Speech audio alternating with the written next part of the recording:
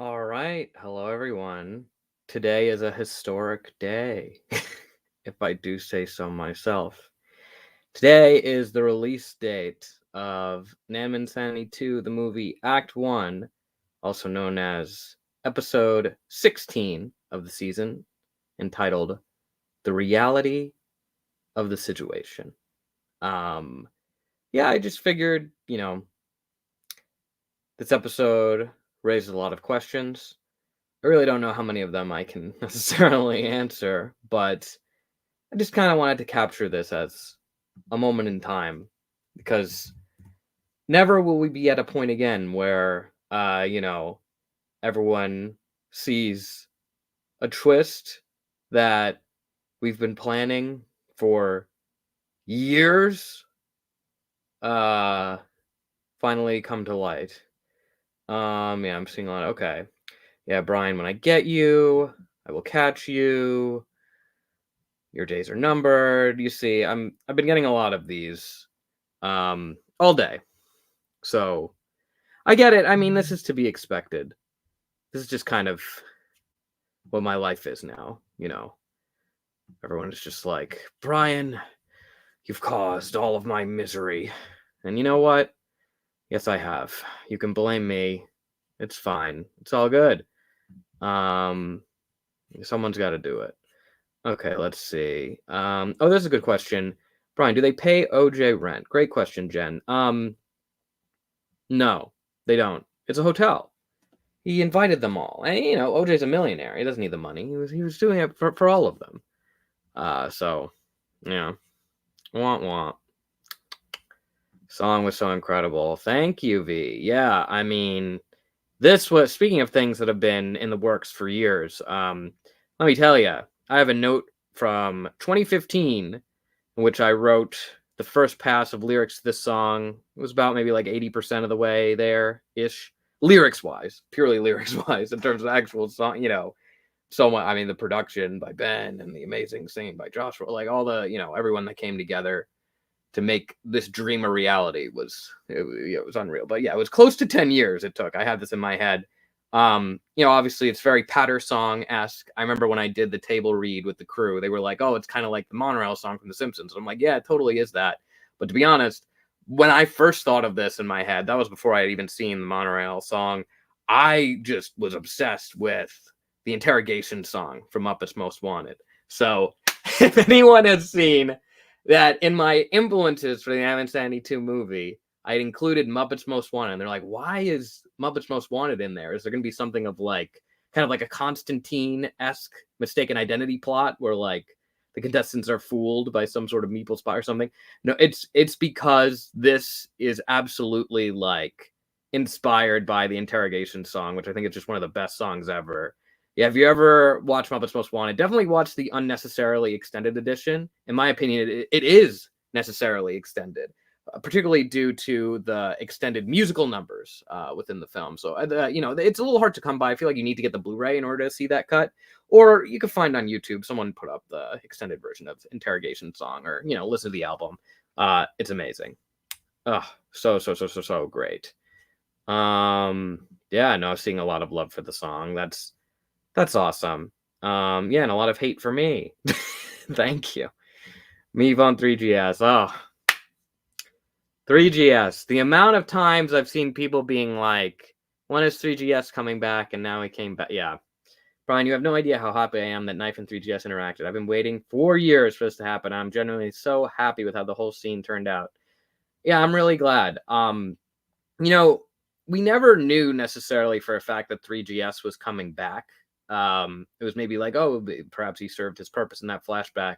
But the more I thought about it as approaching this finale, that was something that I kind of realized. I feel like that was a relatively later addition compared to other things that maybe we had planned for years, where I was like, no, I feel like it really fits. Because I feel like the start of this movie is 3GS and the kind of the other side of the perspective, which I saw some people predicting like, oh, maybe we'll see the other side of the story of what happened with the Shimmers, but we'll see it from the Miphone's perspective.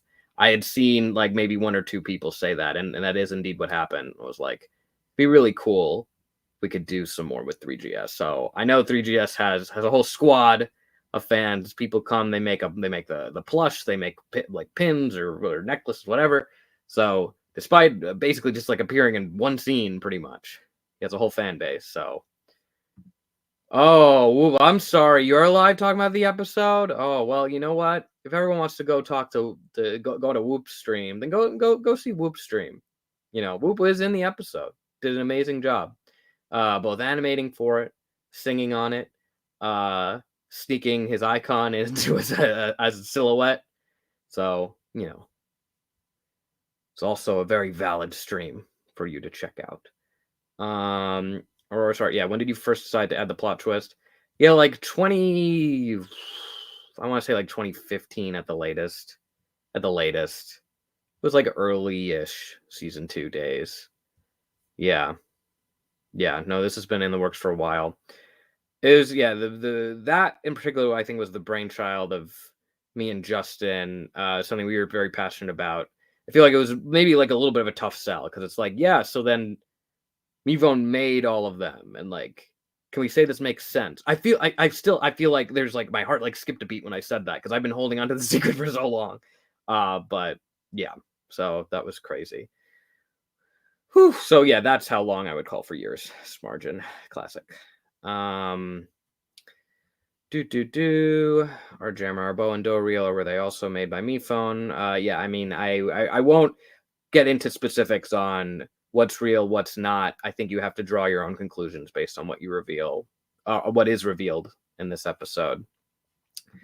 But yeah, the OJ voice actor, yeah, Patrick did an amazing job. Gave a great audition, super excellent performance, and an unnerving performance near the end there. So I know it was obviously a very brief time that he had to come in for, but you know, he handled it super professionally, and no, he did great. I hope that at some point we're able to do something else. Yeah, in the future. Jazzy is live too. Dang, everyone's live today. It's a special day. Look, it's a special day. Yeah, from Haley Productions. He made you.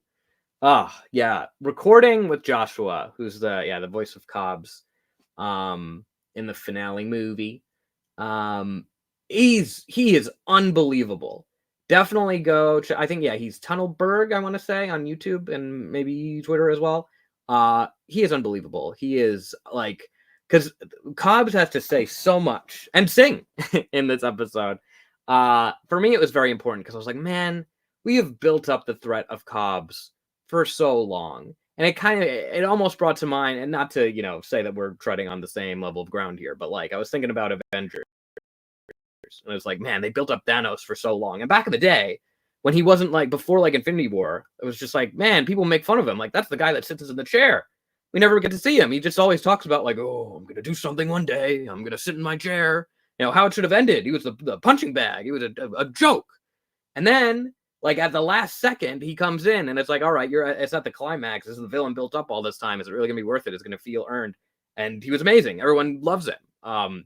So Cobbs, I was like, okay, we have built him up so much. Obviously, we've seen him a couple of times, but it really needs to be a big payoff here. So it's like, all right, his grand re-entrance is going to be this huge musical number, and then he is going to have this crazy world-changing monologue that he delivers. And yeah, Joshua absolutely rose to the occasion. The recording session was unbelievable because like I come in and like immediately on every line, he's read the script already. He's crushing it within the first reads. And whenever I give a note of like, oh, like maybe we'll try this, and this on it, he'll be like, got it. And then he gets it immediately. And not only is it like exactly as I envisioned it, but it's better. Like, he is a genius. He is so great to work with. And yeah, he made you. He nailed it. It is kind of an evil episode. I agree, Forstan. It is. Oy. Sorry for taking away your stability, Ray/Tina. Park Car. I think this may be the only show that pulled off the "it's all fake" cliche well. Yeah, I mean, I'd be interested to see which other ones you feel like didn't pull it off. Because I'll tell you this: I remember spoilers for The Good Place. I remember being a loyal viewer of that show since the first week, before it got all popular. Because I was just like, oh, Christian Bell in a new show. Love you, Christian Bell. I'll watch your show. And then when that season 1 finale twist happened, I was like, this is amazing. And also, I'm seeing parallels to what we want to do with Insanity. Thankfully, it was not the same thing. But I was like, dang, well, they nailed this. And I mean, I think lessons learned are also just like the fact that it is guessable. Like, there is plenty of foreshadowing for it. It's not just like, oh, well, we swept the rug out from under your feet and you would have never seen it coming because we didn't play fair. No, that's not a good twist if you don't play fair.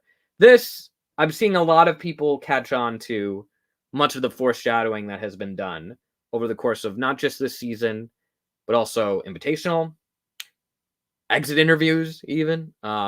Yeah, so I won't get too much into it, but do some research, either yourself or look into what people are saying about it, because I think that's really the key to it. Parmesan, sadly, my country's pretty late, so take my money and good night. Well, that was very nice, Parmesan. I appreciate it. Thank you. And have a good night's sleep.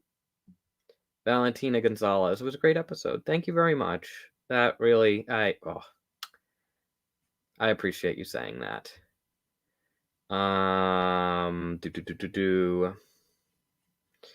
Nickel question. Brian, did Nickel die? We never saw him turn into a normal Nickel. Yeah, I mean, creative license. We see Mifone X approach him. I think, to me, it's not a spoiler to say the same fate befell him that we saw befall others. Alas, alas. That's a tough one to lose. Hi, Caitlin. Jinx says, you owe me a therapist. Jinx, you owe me a therapist. Okay. Peach Blossom. Brian, give me permission to scream. I am in so much emotional pain right now. Sure, as long as you're in a safe place to scream, then go right on ahead. Go right on ahead.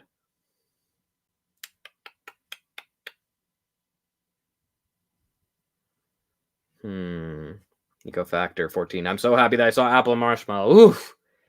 Yeah, that was something that we hid for a long time. But you know what? I'm glad we finally were able to show them, because we didn't show them for years. Even there was an Inanimate comic where like Marshmallow has like an off-screen or off-panel line of dialogue. Specifically Marshmallow. Apple, we did technically see in that comic, I guess. But yeah, they had not interacted with the main cast in so long. They were always meant to come back into the fray at this point in the storyline. Brianna Tapia. The twist was so good, it really recontextualized the entire series and will give us stuff to talk about for months until II-217. Yeah, I mean, I shan't say when we expect for 17 to release, but I'm glad to know there's plenty to talk about until then. The one and only Phineas. Hey, buddy. I'm doing well. How are you? Betsy Club. Yeah, do your homework instead of watching the stream. The way I've convinced you is the fact that I addressed this response. So now there's nothing else you could want from me. There is nothing else.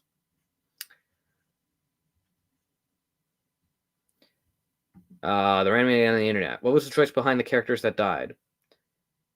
I mean, it's for development reasons, largely for characters that then end up surviving as a result. Yeah, I mean, it's intentional. I mean, I think you could see that clearly we're doing something with Paper. It's like a little subplot. So I'll say that as an example. CNT Coiny. One of my friends actually cried at Act 1. You could say you cried at it too, CNT Coiny. It's all right. To save space. Rat says, where is Toilet? Well, I will say, Toilet does get mentioned in this episode. So there are a lot of people who are like, I'll draw whatever art if someone wants, or I'll do whatever. If Toilet gets mentioned. Suitcase mentions Toilet. The Toilet got you that wire, me phone. It's a part of you now. So there you go. What more could you want? Cutie Sailor Lovely. You are a great songwriter. 2 songs in a row. Amga. Well, let me be clear, because I wrote a very early demo version of the taco song. I think literally all that's in there from my version is like the More Than We Gain or something like that. I don't know. Ben really took that and ran with it and made his own beast. So I really cannot take any credit there. Future's Show Yesterday, sure, I can take credit for the lyrics. But yeah, I mean, both absolute banger songs. Yeah. Woof. Fonty Go Lucky, Brian, who's fans' favorite during season 1. I think it was OJ. I think we've said that before. He also really liked Marshmallow, I would say. DDT, JDSJ, can you please get Cobs off my screen? No, he is here to stay. I'm sorry. Exclamatory question. Did Soap and Guava die? Some people were saying they did. Well, as baseball walks out, you can hear Starfruit looking for Guava and Microphone looking for Soap. So, while perhaps no one bore direct witness to it, it's possible that they're gone. I think we can neither confirm nor deny because no one really knows for sure. This is a very hectic and chaotic time. So, it could be they ran away. It could be they're dead. But they certainly are missing, at the very least. My Pops. I hate Cos, but his voice is so awesome, and the song, I love it. You know, see? Sometimes these villains, you love it. You love to hate them. Peach Blossom 09. So, Brian, you said there's a reason we haven't seen the Purgatory Mansion Quartet. Will we learn more next act? Yes. Yes, they will get more screen time next time. They originally had another scene in Act 1, but then I realized I think the better way to leave it off is, like we have that great cliffhanger of they see Marshmallow again, and they're like, Marshmallow? And just kind of leave it there. And also Act 1's already, like, there's already so much going on. Yeah. The question, what was / were your inspirations for the episode? I mean, I guess movie overall. Yeah, I have a thread about this on my Twitter, where I talked about this. So there are definitely a lot of influences for it. But I will say, for anyone who maybe hasn't seen that, I'll review. It's unsurprisingly the Toy Story series, Inside Out, Steven Universe the movie, the SpongeBob SquarePants movie, Deathly Hallows Part 2, Tick Tick Boom, Hoodwinked, Bojack Horseman, Avengers Endgame, Muppets Most Wanted, Spider-Man Across the Spider-Verse. Shrek 2 also is in there. There's probably some more. Wall-E a little, yeah. I mean, there's a lot. Wall-E, I could say, because there's a little bit with computer mice running around. One goes over 3G, and they kind of behave like actual mice. That's a little Wall-E nod as well. Yeah.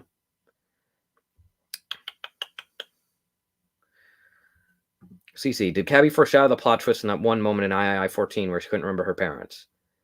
Yes. Yes, she did. A lot of people thought, well, she has trouble remembering, so that's why. Nope. We tricked you. Danny Cobb's VA popped off. I so agree.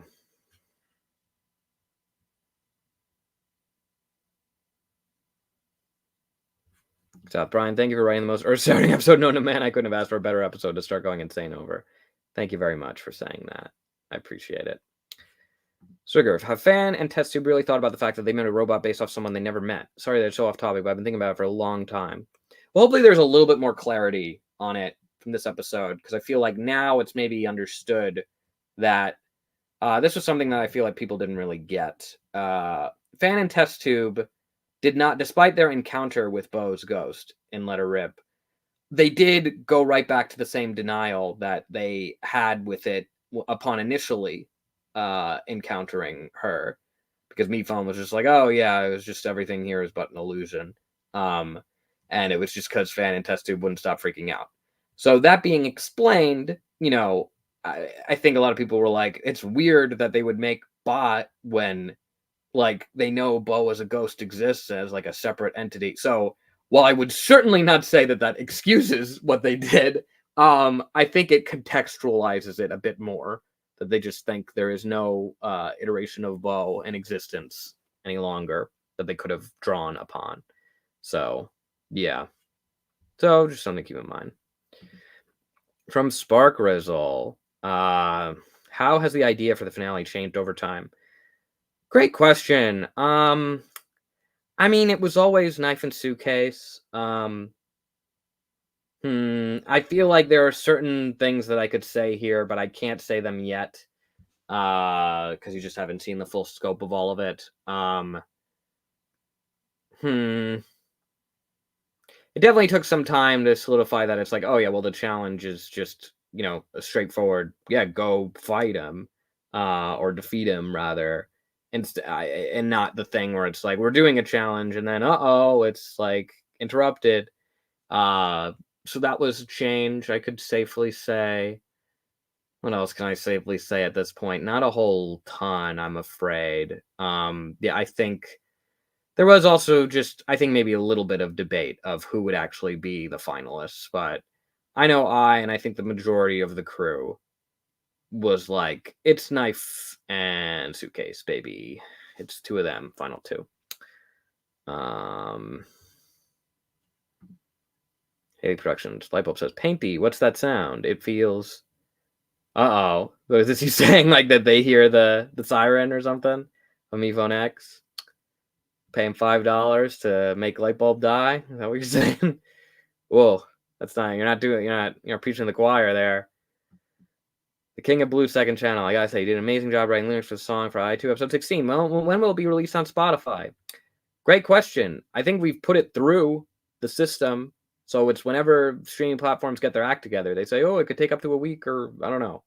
So yeah. I'm not like a fan of Cobs or anything, but he got pipes. That's true, Astral. That's true. Oh, that's funny. Didward Noob, will season 2 finale have a good ending or a bad ending? I think it depends what you mean by that. If you're asking, like, will it be, like, a good quality ending? I certainly think so, personally. But, you know, obviously that's subjective. I'm going to feel the way I feel. That's that. Oh, yes, Sipo Sun kissed. I loved the little reference to the iPod ad. That was so cool. Yeah, no, that was an awesome touch. For anyone who doesn't know, yeah, that's the part when Cobs goes, when everything is run your way, and it's like kind of multicolored. Yeah, that's like the old iPod campaign. Yeah, I wish I could credit exactly who came up with that. I don't have that off the top of my head right now, but that was a brilliant addition. One of my favorite parts of the entire episode, I would say. And yeah, when the song hits streaming, the album or whatever art you call, I guess album art, even though it's a single, we'll use a part from that because it's just incredible. Well, I'm falling behind already, so let's just keep it going. Keybuds, will you be writing? Yeah, I wrote the entire film. Yes. But you kind of need to figure out what everything is in order for it to, make sense. This is set up, next comes payoff. Doey, who is your favorite character to write for this episode? It's gotta be Steve Cobs. Yeah, I think I talked about this a little bit. Yeah, here we go. Owen Peters says, hello, Brian. What was your favorite monologue that you wrote? Steve's monologue. Also, thank you for having a conversation with me on Twitter about one of my favorite bands. That meant a lot to me as I was having a rough day. Oh, no problem, Owen. Yeah, so this monologue is a big part of the reason why. This is a moment I've dreamed about for a very long time, of being able to get to the point in the series where this information is revealed. And it was always Steve Cobs that was going to reveal it in a very dramatic way. So I think for that reason alone, I gotta say him. Because it just was so invigorating to finally be able to like get into that headspace and really just build it up and see how can we make this moment feel as grand and terrifying as possible. And I'm very satisfied with how it turned out. I remember I worked on just that scene even before I had the rest of the script. I remember like reading it to Justin and being like, what do you think? And he was like, I'm feeling it. I was like, yeah, I think it's here. And then, I mean, Joshua just takes it to the next level with the performance. So, whew. Brian, is it Hop or Hodgep? It's obviously Hodgep. Which Wizen? Hey, Brian, my brother wanted to ask your thoughts on the idea of Cobb singing Be Prepared from The Lion King. He really loves this show and would love to hear from you. I love that idea. Lion King, big childhood favorite movie of mine. I have a home movie of like me just singing along to all of the songs from the Lion King soundtrack as they're playing in the background. Be Prepared, very much included. I get, super into it. Of course, I jump and sync with the dun, dun, So, whew, yeah, I mean, I love it. Jen, I'm not mad, Brian. The twist was good. Thank you for not being mad. Everyone else wants to destroy me. Oh boy, oh boy. Oh boy, oh boy.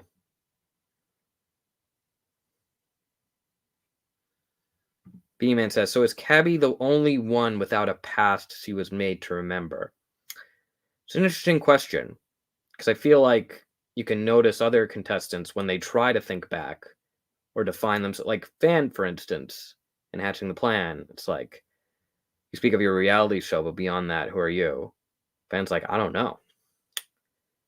Have you ever heard any of the contestants talking about their family or something? Like a fake implanted memory?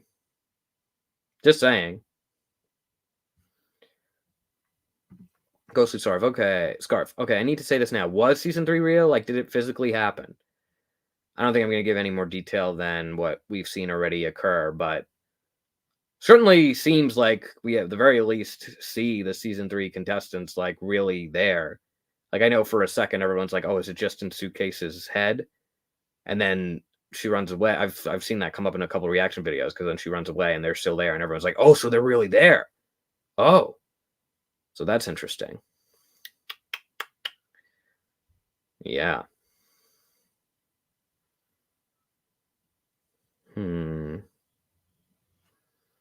Okay, yeah, I touched I touched on the musical number being planned since 2015. The main inspiration was the interrogation song from Muppets Most Wanted. Brett McKenzie. I mean, that, I think, just top to bottom, probably the best soundtrack to a Muppet movie, I gotta say. It was amazing. Scribble625, you watched almost all the Muppets movies because of me? I am honored. Thank you for doing that. Oh, see, I mean, I just relate so much to the idea of expressing yourself through a Muppet. Like the way Dave Goles is about Gonzo is how I am about Fan, That's that right there. Vi says, at Brian, actually, there's a video from 10 years ago that went crazy in depth on how much money Hotel OJ was really worth. The video was lost media, but Hotel OJ costed around $1.1 million, if I recall correctly. Fascinating. Okay, good to know. Very good to know. Objectism. I saw something on Twitter about Mephone unknowingly creating the contestants. Is that true? Are the contestants an unconscious creation of his trauma, or were they made purposefully? Again, I can't really speak on that other than just pointing you in the direction of what you can see and hear in the episode itself. When Cobs brings up the subject of why do you do it, Mephone says, what? So it seems like he doesn't understand. But does he really not understand? Did he just not know what Cobs was talking about? Is he pretending to not understand? Or did he really not know? That's up to us to find out. Alex, how do you feel about after almost the whole community approaching you at your front door? It's been tough. A lot of doorbells. I finally just ripped my doorbell off of my door. There's still the banging, though. I can't really get rid of that. They're just constantly banging and clanging on the door. Hanukkah, Brian, I cannot stop sobbing after that episode. I'm sorry. Hopefully at some point. Anonymous Marcy, question, more songs in part 2? Or, I mean, look, I can neither confirm nor deny any more songs or how many more parts there are. If they're, I mean, a lot of people seem convinced, oh, it's 3, or oh, it's 2, or oh, it's this or that. We have not said, and we will not say. You will know when we've reached the end. I'll put it that way. But yeah, I mean, I'm definitely very happy with the songs that we have released so far. Roxy, 3GS comeback was so peak. I'm not okay. Yeah, it was so great. I'm glad you finally see him again.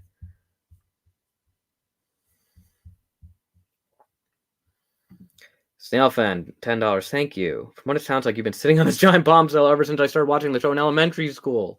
I'm going to college in a few days. Oh my gosh. Making me feel old over here. Yeah, I mean, look. Remember, it's crazy because when we started season 2 in like 2013, I was like, by 2015, gonna be done with the season. There'll be no more high. Because it was like, yeah, season 1, it was 2 years. Thought I would take that one. No, took over 10. Lyric, I love the new episode so much. I could feel you guys itching and burning to drop the plot twist. Yeah, it's crazy. I still can't believe that it's actually. I feel like I can't say it. Like there's like something like I'm going into fight or flight mode. I'm like, you don't. No, you. Why don't you spoil it? I have to like unlearn that.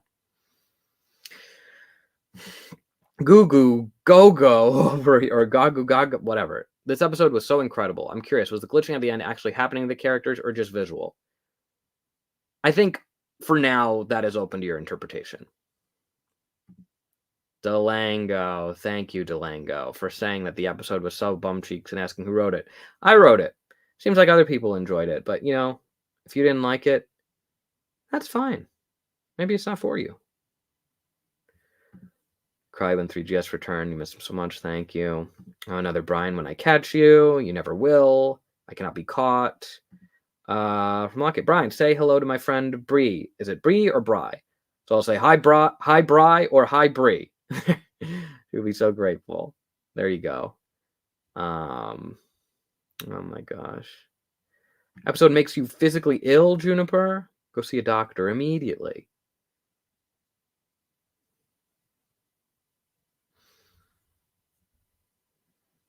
Fanatic, wait, question. Why is Suitcase hallucinate? If you can answer. I don't think I can. We'll talk more about all this kind of stuff another time.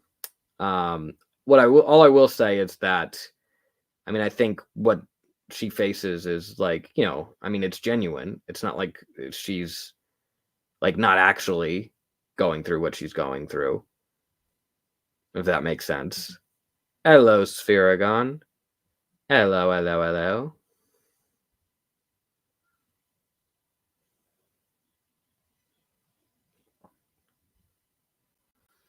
Flying buddies. Brian, does talk about recurring nightmares? I need to know. I'm asking the real questions here. I was going to ask, but I kind of forgot. I mean, at this point, probably. Smudged ink. Q, was 3GS thrown at the wall? With my critical thinking skills, I saw some cracks on the wall where 3GS was sitting. Cobs must have thrown him at the wall. I don't know if we'll ever know for sure, but I think Cobs clearly was not very nice. So, yeah. 3GS scared. 3GS scared of him. Scared of him.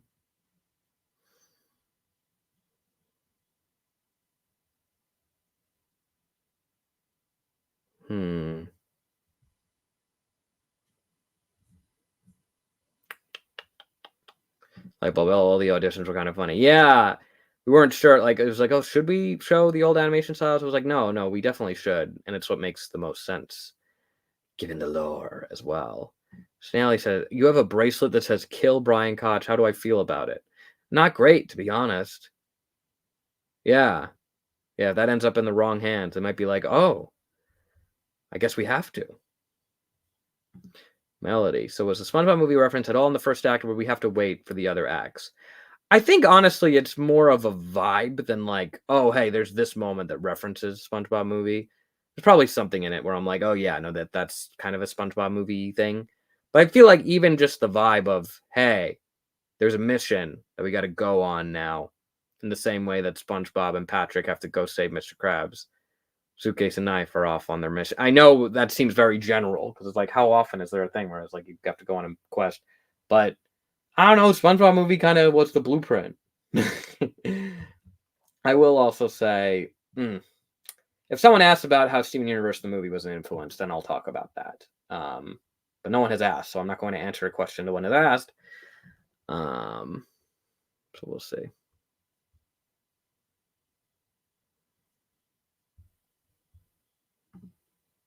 Oh yes, I saw. Yes, you had mentioned this about the video about how much money Hotel Ojo was worth. Yeah, unfortunately that's lost media, but I believe you.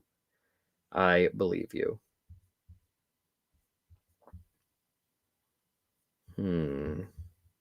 Thank you, Jelly1026, for the donation. Haley Productions 499. Soap, where are you? From Mike. Yeah. Microphone did lose track of her. We did at least get a little bit more screen time between the two of them. Yeah, from Lightbulbs, Brian, I hate you when I catch you. Brian, when I catch you, you're so cooked, buddy. You have 24 hours. Okay. Blooming Prime. Song was awesome. The plot was so shocking. I can never see contestants episode the same way again. Yeah. I mean, that was the goal. Mickle Pickle, you hate me. Okay. It seemed like we were off on a good foot earlier today. We were having a good chat. What happened? I want to get back to that. I want to get back to us. Oh dear, oh dear. Rye 2.0. You love you love my voice acting. Oh, thank you. What's fans' opinion on Mr. Cobbs? He really doesn't like him. I already did not like Mr. Cobbs. So if I were to, and I don't call him Mr. Cobbs, I just call him Cobbs. No, none of this authority figure nonsense. So if I were to find out more, I would. Ugh. Parker 999. Thank you. This act was so amazing. Everything about it was so worth all the hype and the wait. Also, Cobbs. I love Cobbs a lot, and I'm so excited for more. Thank you so much, Parker. I'm glad that people really seem to be resonating with Cobbs. Yeah, and Sippo-san kissed again. Yeah, the line about I always look forward to garbage day was insane. Yeah, because he did think reality shows were trash. But yeah, he was into it. A lot of people were like, "Oh, why is he waiting?" It's like when Voldemort waits till the end of the school year of Hogwarts to do something. It's like, no, Cobbs just got invested in the show, so he's intervening now.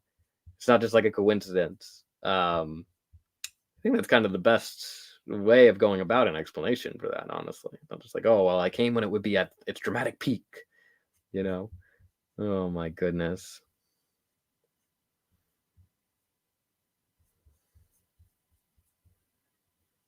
From Roseleaf, 499. Thank you. Will you make a notice for new viewers to watch season 3 right after and the climax, episode 14 of season 2, so they aren't confused? How will that work? That is a great question. So I think in the playlist, we will have it in chronological order. So after season 2, episode 14, it'll go to episode 1 of Invitational, I believe. But, I have also designed this in such a way that you could watch all of season 2 and have not seen season 3 and be like, oh, okay, that makes sense. There's that crazy surprise twist that we learn alongside Suitcase about there being this other season. But, then you could be like, wait a second, did they actually, as a bonus, really make that season? Oh, cool. And then watch it. I would recommend watching season 3, though, before seeing these episodes, because I think it does enhance them. Yeah. I think you're already seeing how it enhances.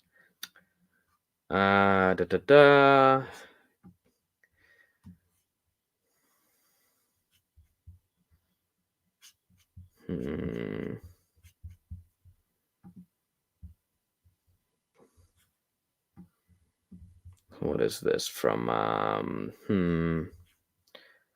Golden Triangle. I predict Act 2 would. You can predict whatever you want. That is your prerogative. Light bulbs. Wait, does the line I create all that you believe in the song have anything to do with the plot twist or the plot in general? That caught my attention like my 5th rewatch. I mean, I think you got to pay close attention to everything that Cobb says. However, I don't know if any of it is necessarily can be taken at face value. You hear how everyone's questioning him, and it seems like he wants them to question him because then all of his schemes become blended. But then he's worried about that because then he goes no questions. But then also he takes all that and puts it in his brainwash song. So what? Cobbs is a difficult one to pin down. He just is. Tori, again, Candle's wife, looking for Candle Plush next year. Look, I think just for you at this point, we maybe will have to. That's crazy. Oh my gosh. I appreciate you carrying the torch, banging the drum. That's good. Somebody's got to do it. Somebody's got to do it.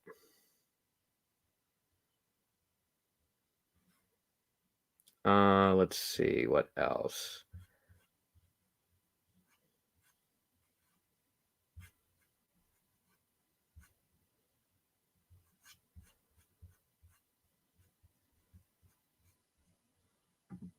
Haley Productions. Object Cringe did it first. I have never seen or heard of that, to be honest. I don't even know what. I assume something similar to the plot twist is what it did first. I don't know, but shout out to Object Cringe, whoever you are. Tech Pencil. Best episode generally ever. Thank you for saying that. I mean, I think of what we've released so far. Yeah, that's certainly the case. But I think, without a doubt, the movie as a whole, you know, it's there. It's there. Actually, you haven't seen a more shocking plot twist since like Fight Club, bro. That's pretty nice. It's quite a compliment. That's a pretty famous plot twist. Whew. Yikes. Sienna Porter. So are the contestants fake? I mean, what's your definition of fake? Is it being, made just to be on a reality show? Sounds a little bit fake. No. Sorry.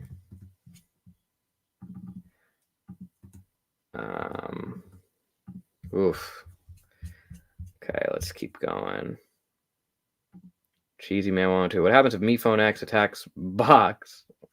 That's a good question. That's a funny idea. Let's see the fan art. Yeah, I guess it's not funny. It's kind of terrifying, but Alien Tia says, yeah, this is interesting. 499. Thank you. I had a question. Is Bot the only real one because she was made by Fantastic? Oh well, but were they made by Fantastic? I mean, I see how you've arrived at that conclusion. It's certainly, I think at this point we really have to question what then is real or fake. But of all of the contestants, it seems like perhaps that could be true. Is there a world in which it's like, well, MePhone implanted the idea for them to do that, and thus Spot is also his creation in a sense? I mean, that could also be a possibility. Or it could be that Bot, ironically, despite being a robot, is arguably more real than the rest of them. And, it's been very interesting seeing everyone pick up on, it seems like MePhone and Bot did have a closer connection. Bot was MePhone's favorite contestant. So, on that season, yeah. Bum, bum, bum. Soccer Life, is the entire movie written? Yes. Yes, it is. Don't you worry about that. It's all written.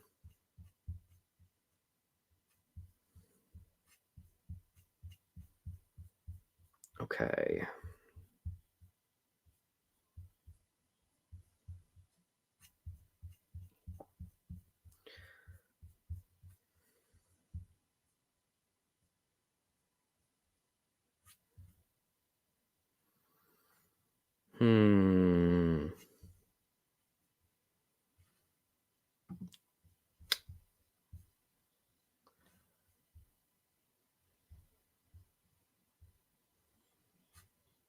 Dang, y'all ask a lot of questions. I have to be careful. I have to be careful about what I click, though.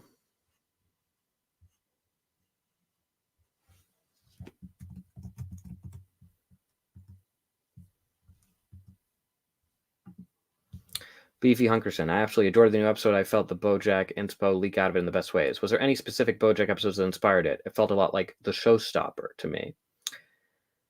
Yeah, I mean, that's a great one. I could certainly see the influence there. I think in general, like the tone and vibe of Bojack were a big inspiration. There's also specific imagery, some recurring imagery, as well as some imagery that's very, very frequently recurring. So two things that are Bojack inspired that you have yet to see in the movie. So keep that in mind. We are not done with the Bojack influencing. We are not.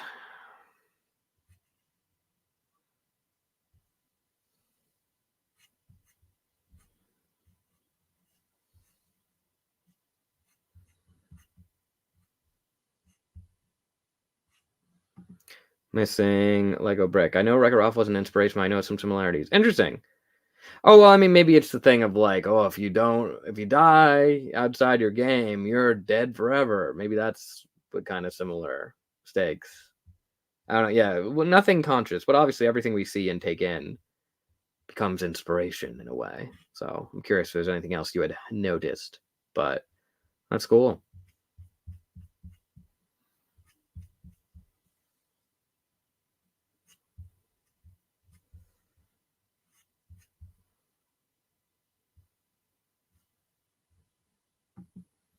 From Gray, $5. Thank you. Hey Brian, love the episode. Cried like 3 times. But where's Bot?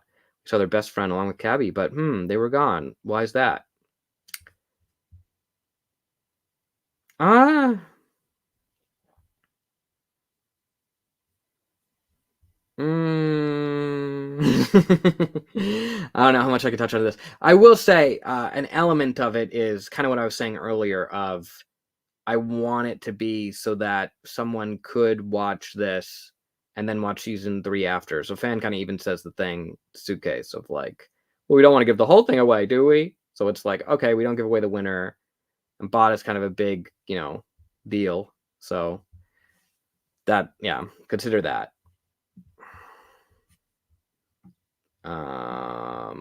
Detail, when I find you, Brian, when I find you, okay.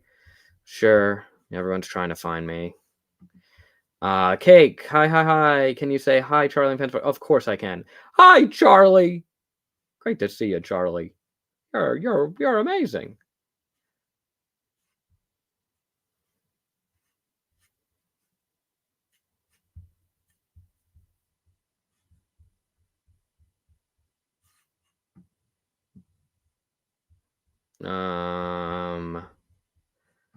Beazle puns, $5. Yeah, Brian, drop a Cobs versus Me Phone duet, and my life is yours. Oh my goodness, y'all just got a Cobs song today.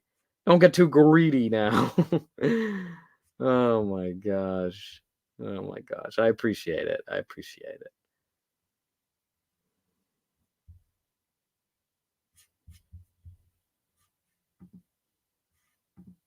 Ball, you guys should let me voice a character. Well, you can't buy your way in. I'm sorry. I appreciate the enthusiasm though. It's like yeah, y'all want more songs. I can't say. Yeah, and then people are also asking, yeah, Dory Dibs, Act 2 when? I don't know, Dory Dibs. Can't tell you. We don't even know. For sure.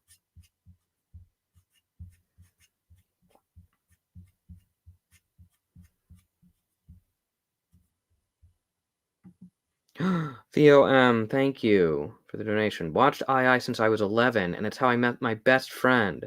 20 now, and the show's still cool to me. Love the last episodes and seeing the improvement. Oh my goodness, thank you for sticking around with us so long. I mean, you grew up with the show.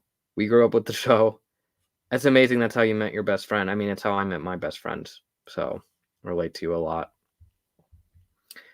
From fan blogger Brian, why is Lightbulb the next victim of ePhone X in the thumbnail? That's a sign/spoiler. Also, I'm not a fan. LOL. Well, it seems you are a fan because of your username.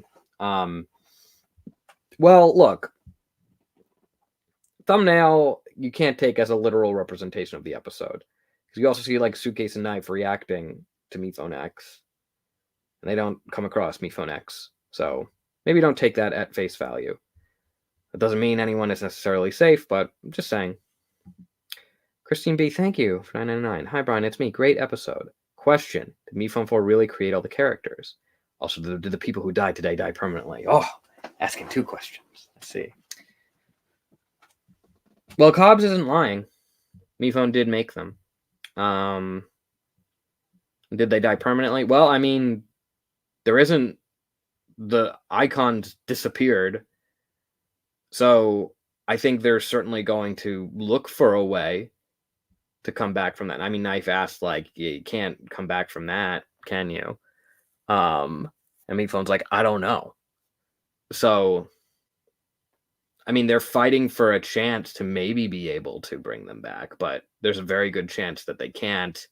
And at the very least, they can ensure this doesn't happen to anyone else or them.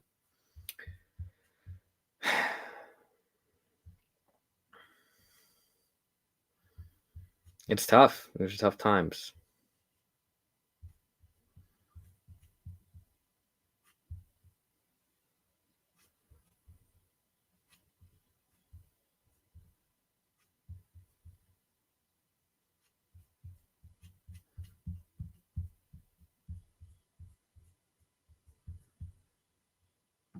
The microwave. Here's okay, and could still win I too. That's right. Came in at the last second. And now she's here to take it all. Good for you. I like that. I want to hear that theory. Is Taco okay? Hi, Brian. Hi, Az. Don't know. Kalani, $5. Thank you. Cabby, is her amnesia a separate thing from how everyone doesn't remember their non-existent past? Like, it seems like she has it worse than them. Yes. Yes. Yes, I can say that for a fact. Juniper, I'd like to praise the death scenes more, especially the scene where OJ dies. Is absolutely one of my favorite scenes in the show. It just felt so unsettling, and the VA made it feel so real. Yeah, Patrick did a phenomenal job. And I love having like a little bit of a horror movie edge in certain parts. Like that sequence was definitely big on the horror movie vibes. I remember coming up with like, yeah, that's the way this Me Phone X stuff should go down. It should be very horror movie inspired. Just lean all the way into it. Yeah, it was really. It was fun. I mean, it was scary, but it was a great time to be able to put them in there. Sonu Puno, Brian, you are an amazing writer. That plot twist had my jaw hanging for a good 20 minutes. Thank you very much for saying that. Yeah, I mean, it certainly is all a group effort, but I appreciate the response. From Flower, thank you. Love the app. Was Lightbulb's silliness to deal with the situation genuine, or a way for her to help baseball realize ignoring the issue doesn't solve it? I mean, I love both interpretations, to be honest. I think you definitely can see Lightbulb impart some wisdom in the previous episode when she's like, hey, I mean, if you see someone drowning, then you gotta look for them. You can't just ignore. So I think she certainly is bright in that respect. Which I think there are signs in this episode of her kind of,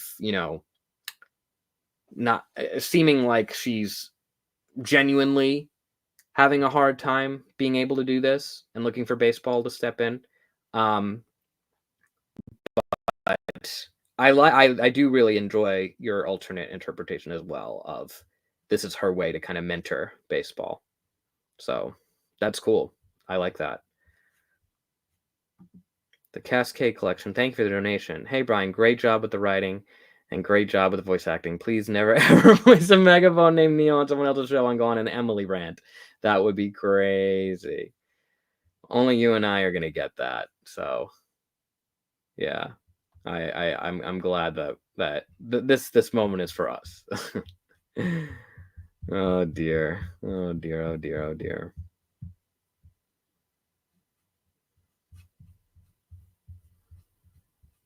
The future is so yesterday. Everything is run your way. Okay, yeah. You see, I can kind of sing that a bit. It's not a problem. It's just not a problem. That's pretty good.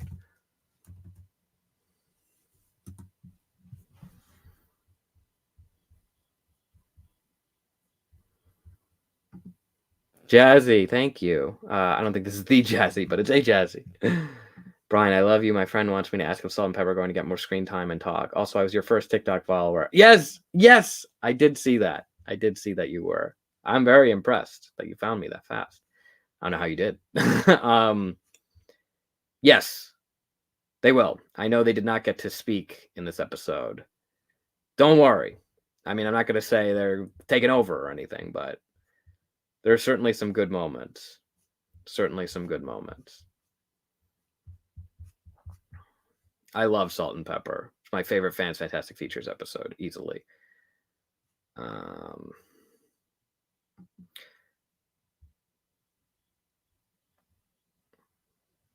Oh, here, I want to highlight this question, but everything keeps like flying away.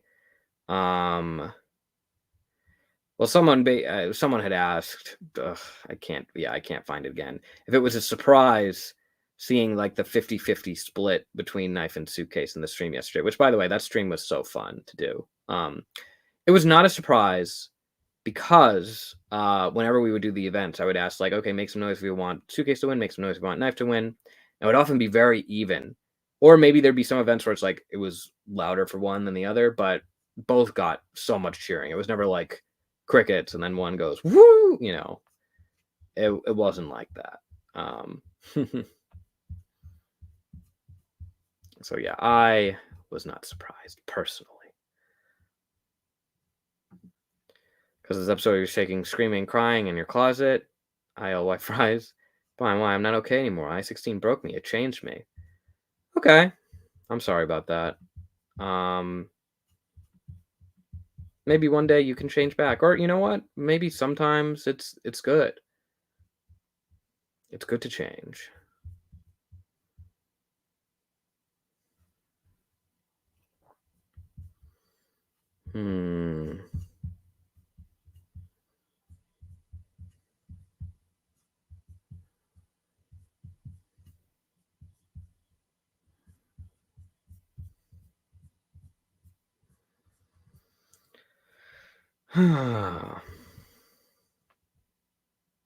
Can we get a snippet of a fan cover of The Future Is So Yesterday? Sure. The future is so yesterday, when everything is run your way. Your influence is everywhere, smell innovation on the air. You tell me that I'm too ambitious, well, I say I don't care. I don't care. I don't care for Cobs or his song. Pooh! I literally just said pooh! There you go.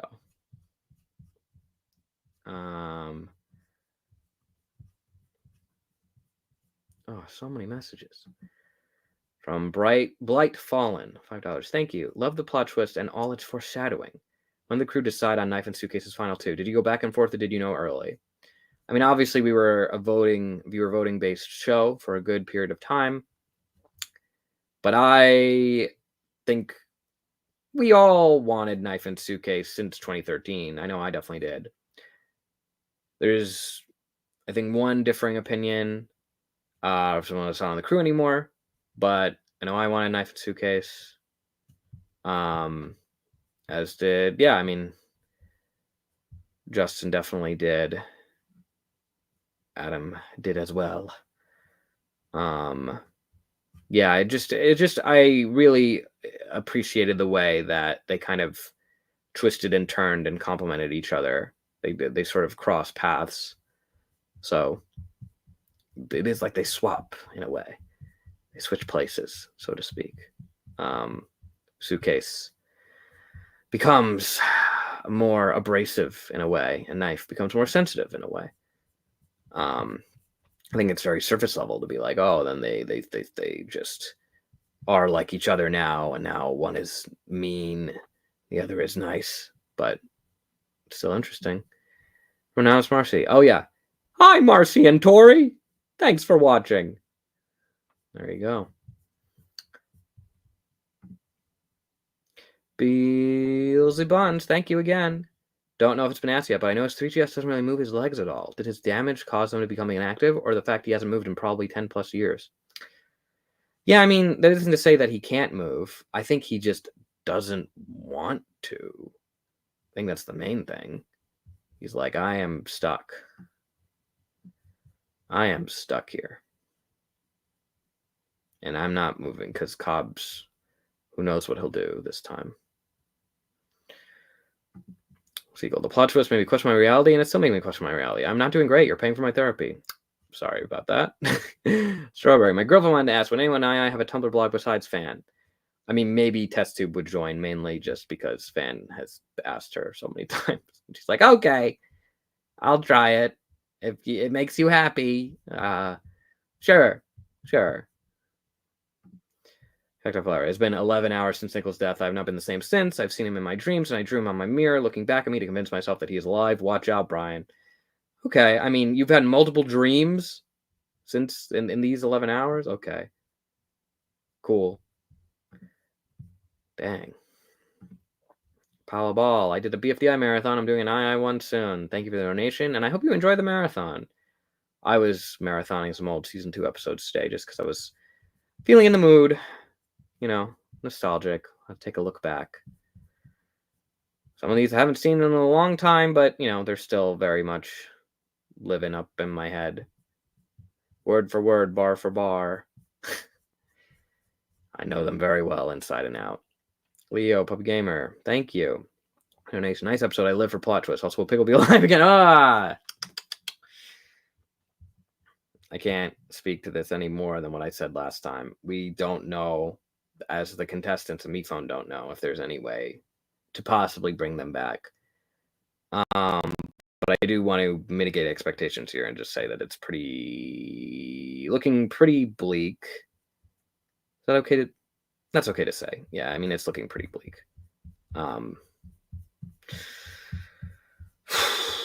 Okay. Brian, please forgive me for all the death threats I sent you 12 hours ago. Well, I want to say all is forgiven, but they are death threats. So maybe not. Maybe not.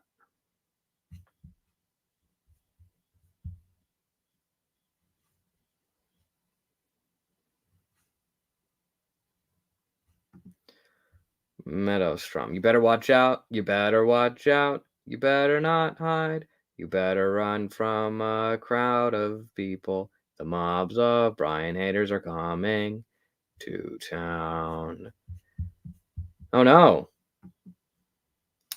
From Alucard, $2. How are things between MePhone and OJ in general? Yeah, I mean, I feel like what I always go back to is I was interested in kind of continuing their plot in Everything's AOJ after the court case and have OJ be like, I could be a host just as good, way better than what MePhone could do. And then he would be a little humbled and realize, oh, actually, the hosting thing maybe isn't as easy as I thought. And then he'd kind of get a little bit more where MePhone was coming from. I feel like that was a good idea for something, but we can't really do it anymore, obviously. But yeah, I liked that. Leafster XR. Literally everything Cobs says in this episode is jaw dropping. I can't. This episode is by far my favorite. I'm in love. But at the same time, I'm gonna sob and punch my pillow. Sorry, and thank you.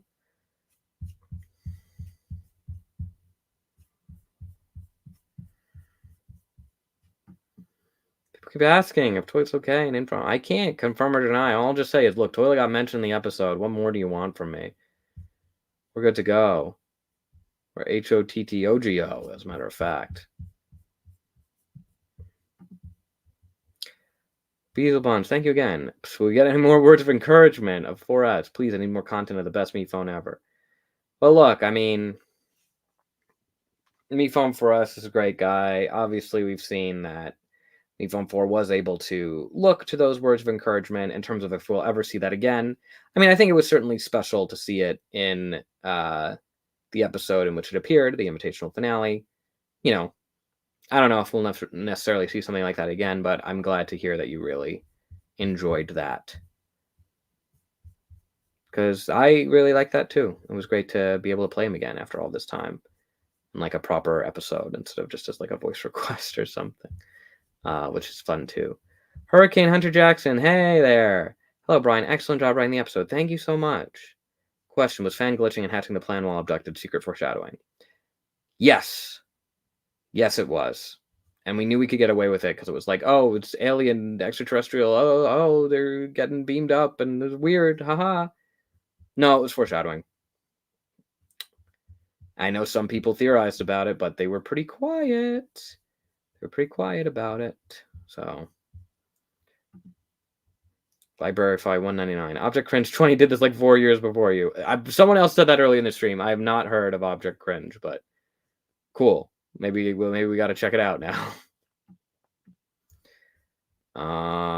Fly this Kyle. I sent my questions in your Twitter DMs. Check what. Just say, just post them here.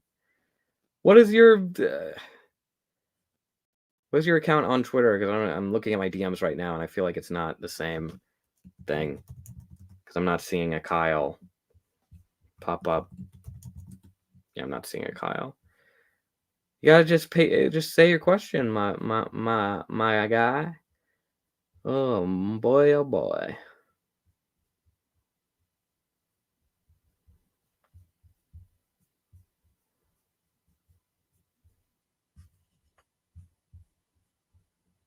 CC Waterbury. Oh, yeah, no, I know that you weren't actually mad about having to rewrite your OC's backstory. Yeah, because, yeah, to fill everyone else in, yeah, it was like, oh, because it was like a childhood friends thing, and there wouldn't be childhood friends if there wasn't childhood. But yeah, no, it's a new writing challenge for you, or it could be an AU, or it could maybe be like a fake memory or something. There's definitely ways around it, like we discussed. Cascade collection, thank you. Please send Bo to my house to be my friend IRL. Bo cannot leave the mansion parameters, or the fact that she's in an animated series, but we'll see what we can do. We'll see what we can do. She's honored to be wanted. Panky, hey Panky, fan being created to love the show is driving me insane. I adore plot twists like this so much. It's so in my taste. It makes it so fun to look back on. Yeah, I've seen some people be like, wait, so fan being made as a fan, is that like meant to like be like a boost for Miphone's self-esteem of like someone really just respecting everything that then he made? And it's interesting stuff, isn't it? Just subconsciously, even at the very least, I think Miphone has certain wants and needs. Brush Frost. Could Boa and Doe also lose their self despite being ghosts already? Doesn't seem like they're connected to Miphone anymore. A good question. Yeah, I mean, I feel like that's something that we would have to address in the show rather than me just giving you an answer on a live stream one way or another. But good thinking.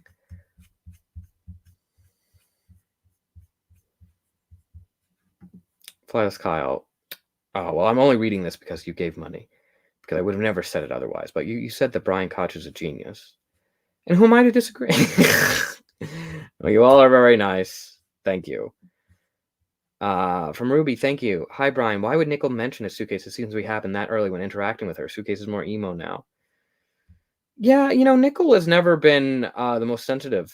I don't know if you've noticed. It's kind of like a secret thing about his character. A little Easter egg, a little fun fact.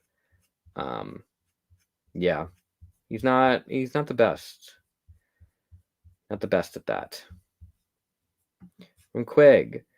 Thank you. Paper and OJ's relationship is written so well. Why is Paper so desperate to be equal to OJ and get his reassurance if he doesn't officially work at the hotel?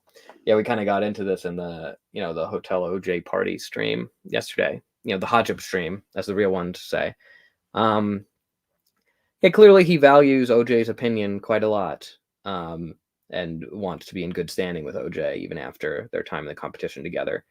So despite it not being a job, he's just, really going for it, so to speak. Yeah. So I appreciate that you think it's written well. I was like, yeah, this is something I definitely want to be a part of the finale. I don't know how it could be relevant. Oh, I know how. But I'm gonna have to kill OJ in order for that to happen. Because that's how it can be relevant, instead of just being like, why were you focusing on this? Doesn't have anything to do with anything. Lilac 1999, thank you so much. I know this isn't that significant of a plot point, but I really loved how you wrote Lightbulb in this episode. Oh, thank you. The way she regresses back into her escapism habits, ignoring everyone's stress, including her own, was so cool to watch. I'm really glad to hear you say that, because that was definitely a balance. I know in the first draft, she regressed further, I want to say, and kind of went more in on the idea of hey, let's really crank up the party.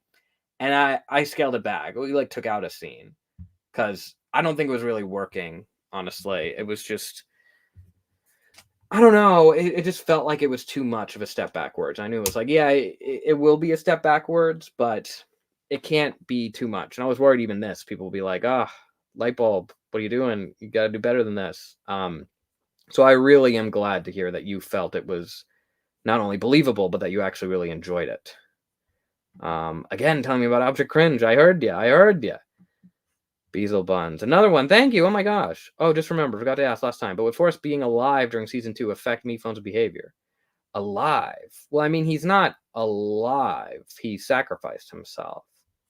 So I don't think he has had any effect on Miphone's behavior. So if Miphone has ever been agitated, that's just Miphone 4 being Miphone 4.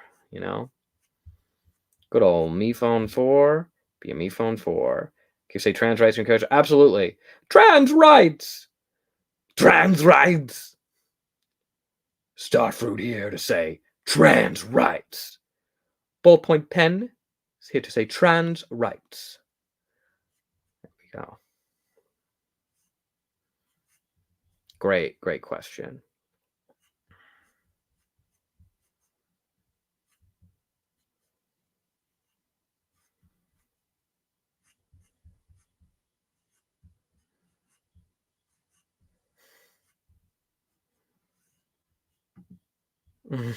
Ben, when will Suitcase get therapy?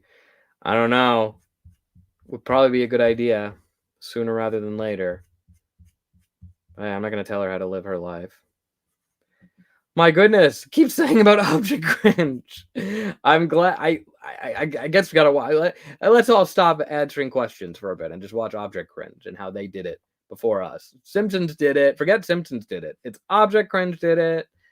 Oh my gosh, that's funny. That's so funny.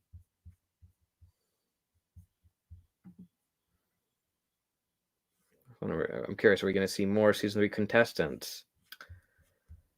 You never know. We've opened the door. Library 5. The movie is funny. Kiss me, you fool, /J. I don't know what your what your goal is with these super chats, but I hope you're accomplishing it. Hi, Gaming with KY. Thank you for watching. I appreciate it. Thank you so much for your donation. Woo! Snixie Doodles. Hi, hello. Q, what are some of the AI characters' music taste? Spoiled Lemon for sure. I know they answered this on the stream yesterday if you want a more in-depth response from several different characters, but I think they clearly are all into upbeat music. I mean, I feel like that music that played at Hotel OJ is, they've listened to that a lot, and it seems like none of them are sick of it. No one was complaining. So there is that. It's pretty funny.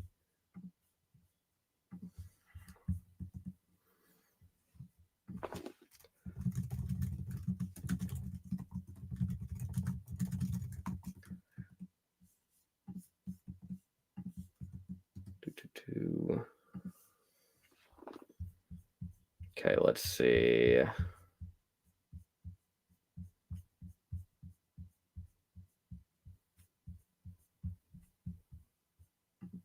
Parker, thank you for the donation. Does Cobs have a fave employee? Me. Does Cobs have a fave employee? Parentheses me. That's hilarious. Yeah, I mean, I remember there was the what was it, Tumblr that had like the Inkwell comics. I don't know if anyone else remembers it, but those were awesome. I don't know. I should check up on that to see if that still is, is something that's out there or has been updated at all recently. Beefy Hunkerson, has your days majoring in film affected your writing? You've inspired me to look into becoming a film major or writer, and I really want to hear more about it. That's a great question. I mean, NYU was certainly very expensive, even with financial aid. So I would say that right up front. But I think the biggest thing that I learned that I didn't learn just from watching bonus features was being forced to do visual storytelling and doing exercises in film classes where it would be like, okay, you cannot use dialogue. There's no audio. You just have to use film as a visual medium. And I was like, what? I can't use my crutch of dialogue? And that definitely taught me a lot about using the full potential, realizing the full potential of film as a medium. So I think that was the biggest lesson I personally learned. Obviously, it's going to range from person to person in terms of what you have to learn. So there was that value in it. But, I think there are ways that, you could either, take a master class or something that is, affordable. But yeah, it definitely did have a positive impact on my writing. I didn't always agree with everything that the teachers taught me, but the writing teachers, I think, were usually on point. Sometimes some of the film professors would be like, I don't understand this story choice. I would be like, I believe in it, and I know what I'm trying to say, and that's that. Beelzebubs again. Oh, thank you so much.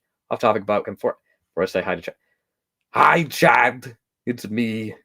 I see you're all going rabid over the new episode of Inanimate Insanity. Animation fans are always so passionate. And you know what? I enjoy that. I actually find that very refreshing. The live action fans, they try to be all cool and they go to the water cooler the next day at work, and they're like, did you see the new episode of, like, I don't know, Succession or Game of Thrones, the Ring of Power and the whatever? I don't know. House of Ring of Power and the Dragon. Succession. It's okay, sure. I hope you enjoy. And they have to be like, yeah, it was good. I watched it. I put Sally to sleep and then I watched it with the volume low so it's not to wake her up. Oh, it's so boring. Animation fans will just go up to you and be like, oh my God, Della Duck was on the moon. Della was on the moon this whole time. It was crazy. So, animation is just better. That's my rant. You're welcome. Thank you, MePhone4S. I actually really agree with him on that. Will Library 5. Will MePhone 7, 8, 11, 12, 13, 14, 15 appear? I don't know about that. I feel like we have a lot of characters that maybe people are more excited to see that we will prioritize. Brian, question: how do you feel about the characters being drawn on objects made into paper figurines? Also, I too was nice. I'm about to leave. Please notice me. Thank you, Harper Doddles. Yeah, I mean, whatever people want to do with the characters, do it. If you want, if you like drawing them or making your own little figures, you can enjoy, then go right ahead. That's fun. Smiley Nathany, why is Reagan Rizzio so good at voice acting? That is a great question. I think it's just because she's amazing. Yeah, she genuinely screamed and cried for that one scene. Yeah, I've seen a lot of people complimenting her acting, as they should. She is incredible. She's a revelation. I am glad that everyone recognizes that. She just rocks. She rocks.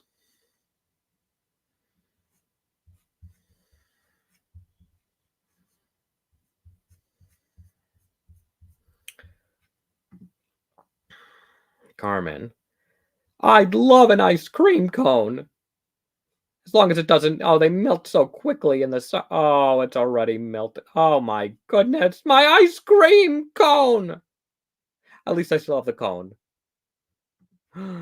Tabsers! Love you, Tabsers. Hello, famous Brian Koch. Can you talk about the Steven Universe movie influence? I'm super curious. Orange Heart. Thank you. I will talk about it. Thank you for reminding me. I would have forgotten about it. Okay. Yeah, so let's chat Steven Universe, the movie. So Rebecca Sugar and Ian Jones Cordy, absolute geniuses. Those are geniuses. Y'all call me a genius? They're geniuses. I remember when they were figuring out Steven Universe, the movie, they would watch, I think, because they obviously had other work to do on, Steven Universe, and I think, okay, Let's Be Heroes, probably that point in time.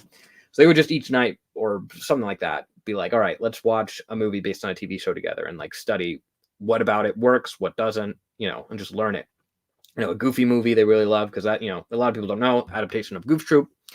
But an example that really stuck with me, and this isn't even a movie I have seen, actually.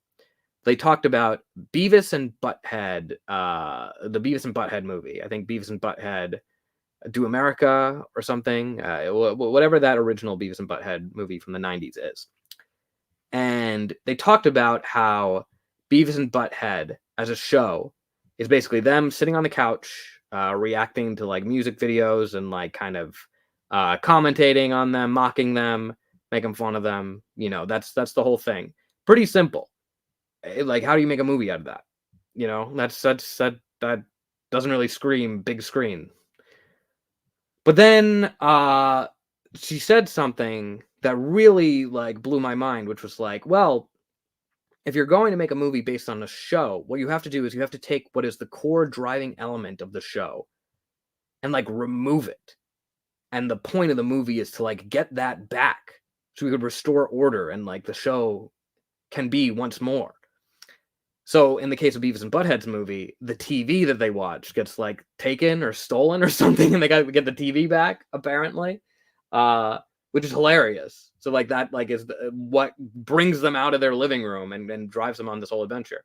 And in the case of Steven Universe, the movie, you have this status quo of here's who Steven is, who Pearl is, who Amethyst is, who Garnet is. Really, yeah, specifically those three of Pearl, Amethyst, and Garnet. And you basically create this plot in which all of the character development is erased, is taken away, everything that was accomplished over the course of the show. It's removed, and we have to get it back. And that basically gives them a way to make it so that the Steven Universe movie can inject high stakes pun intended, I guess, for inject. It can inject high stakes into scenes that basically are like, oh yeah, well, we're gonna sit and chat, or we're gonna have a rock concert, or do these different things that are like grounded in like Beach City ground level, street level, sand level.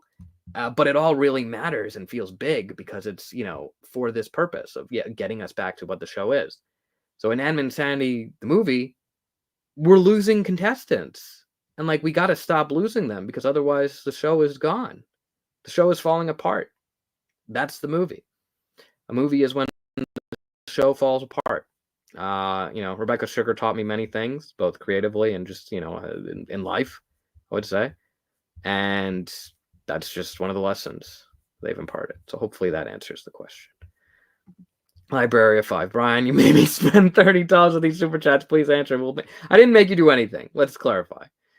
But thank you. Will Meatpad Pro and MePhone 7, 8, 11, 12, 13, 14, 15 appear in the movie? And Object Cringe did the whole turning into an object thing 4 years before you did. I know you've told me 20 times about Object Cringe. No. Meatpad Pro and those MePhones, I don't think they will be appearing. Object Cringe, still haven't seen.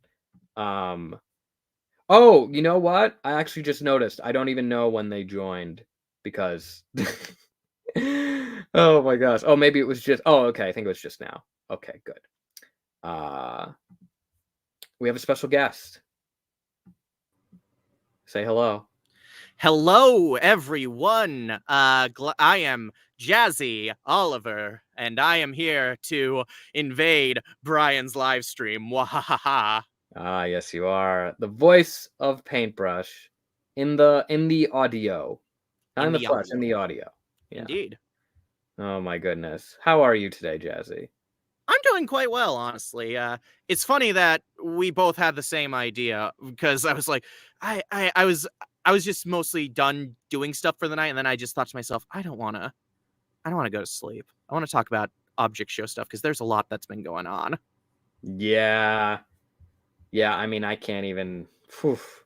There's just been so much. I just have so much energy. I was definitely up late last night. I was up till past like 3 doing captions, so I didn't get a ton of sleep. But at this point, it's pure adrenaline. I've waited for this day for like almost 10 years. I want to soak it up as much as possible. Dang, bro. Big deal. It's a big deal. Yeah. Gosh. Well, yeah. Let me see. I'll catch up on what's going on in chat here because it's flying by a mile a minute. Let's see. What did someone just say? Yeah, and apologies if I miss any of these because there's just so many. Bills Buns, thank you. Was Ballpoint Pen meant to be a direct opposite of Cobs? This is fun because I mean, for sure. He's built up to be this pointy-headed authority figure, and then he's just not Cobs. It's pretty interesting just how similar he is to Cobs. Kind of makes you stroke your chin and wonder a little bit, don't you think? Yeah. Like there's obvious parallels. I know, like between shape. Right. Well, it's certainly intentional on the part of his creator, but when it comes to his creator, maybe in a sense there's multiple levels of who's his creator. Indeed. There's psychological stuff you can interpret, and I love it. Yeah. Everyone wants to know if there's any chance of the characters that died in this episode getting revived. I don't know. I don't know either. I don't know. Sorry. Pavin asks, please say, okay, S4S. Okay, I really don't even know. Okay. Pavin rules. He's the king. Bow down to Thailand God. Okay. There you go. Cali Bronx. Brian, I was at the Florida 4th meetup 11 a.m. and screamed Brian while in Lightbulb cosplay. Anyway, can you say, hi, Cali, please? Oh, yeah. Hi, Cali. There you go. Hi, Cali. I think I remember you. Yeah, you screamed. It was quite enthusiastic. Well, yes. Now, yeah, I am still behind. So none of these messages have even recognized the fact that you are here at this point. But Jazzy is here now. So please address Jazzy as well in these. Oh my gosh. I like this from Olivia about Meepad. I enjoy Meepad so much in this episode. He's so sweet and supportive. We have a bigger role in the other acts. Also, is he able to eat food? And then they just end the message by writing in all caps, "Meatpad." Meatpad. Meatpad. Jazzy, do you think Meatpad can eat food?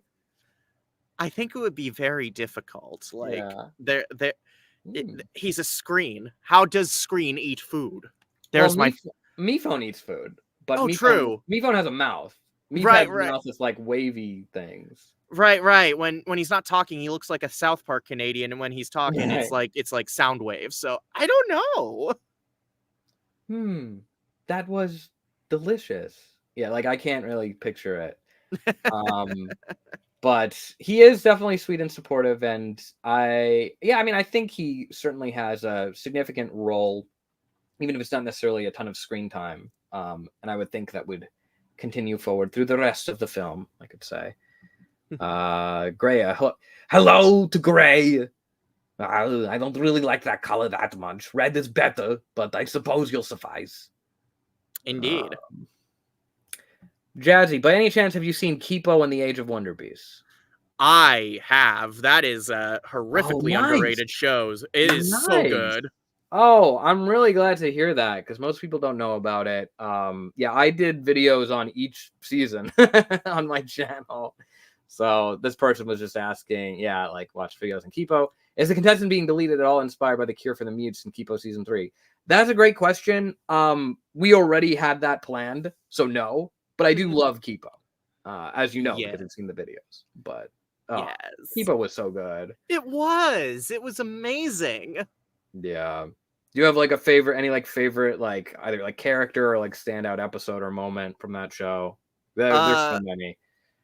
I forget which episode it was. It's been a while since I watched it, but there was an episode with a song "Down with the Humans," and I loved that one simply because the song stayed in my head forever.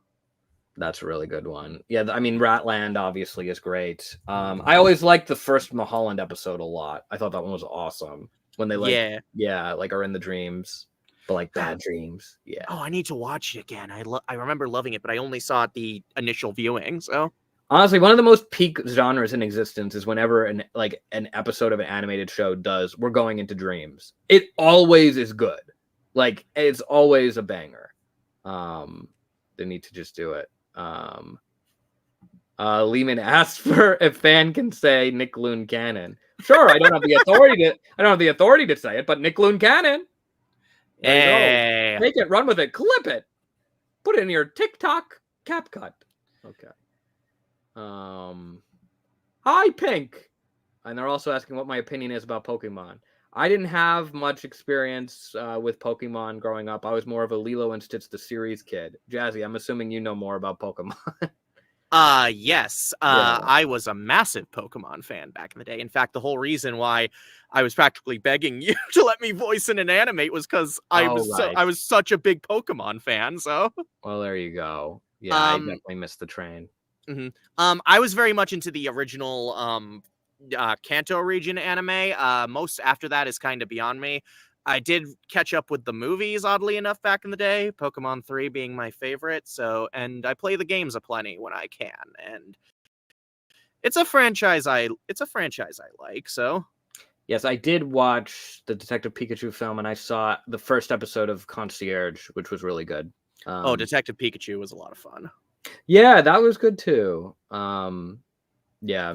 Okay, this person is saying, oh, thank you. Hello, Brian. You are wondrous. Can you please say happy birthday, Star, and hi, Aster and Ari? Happy birthday, Star, and hi, Aster and Ari. I don't know if you want it in Fan's voice, but you have Fan as in your icon, so I'm assuming that's a plus. Okay. Hi to a cat, my cat Microphone, named after Microphone. Wow. Ooh. Hi, Microphone. Cool. That's awesome. That's a cool name for a cat, actually. It is. Like, it's weirdly fitting. Yeah, like I couldn't imagine like some of these character names working for a cat, but Microphone oddly works. Something about I guess just that presence where they can make themselves known anywhere. That's a cat for you. Ari, oh my God, Ari is in the chat. MePhone 4S, do you still talk to MePhone 4? No, I talk to him all the time, but I don't really know if he could hear me. I don't really understand how any of this works. It's just that existential mumbo jumbo crud that's usually in the third act of bad movies. Use it as an out for poor, lazy screenwriters. I'm stuck in that. That's unfortunate, me phone for us. I'm sorry. Oh. That's a rough place to be. Dang, there's a lot of Forrest questions. They're asking what his favorite video game would be. Would he prefer shooters or something like Animal Crossing or Hello Kitty? Dang, I mean, Jazzy, I feel like you probably know more about video games than I do. What do you think Forrest would enjoy in the gaming world? I could see him as like a Halo fan, no lie. Oh, you're right. You're totally right. I would watch the Machinima as well. Yes, Halo Machinima's back in the... Oh, God, that's sending me back. Yeah, well, Justin really put me onto all of those. I watched like all of, at least what had been released up to that point, of both Red versus Blue and RB and the Chief.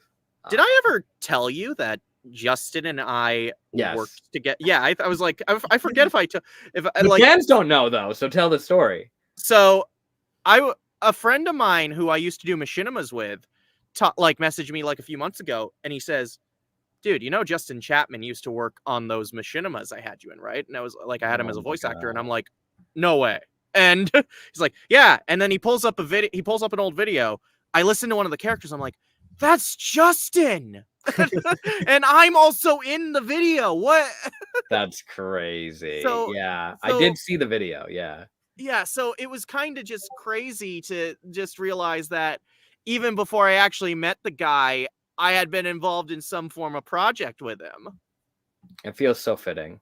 It's so full circle. Yeah, I mean, those were both, I mean, they were both great Machinimas. I feel like I probably would say I leaned more to RB, but I really liked both of them. I'm more a Red versus Blue fan myself. It's hard to say. I don't know. I guess I would have to watch them both like front to back again, but I don't know. There was just something about RB where I was just like, when it locked in and like had a really good story, it was addicting. And like weirdly, like the Vince Gilligan inspiration, like was genuinely legitimate, despite the fact it was combining like video game footage with someone moving their toys around. Like that's pretty impressive.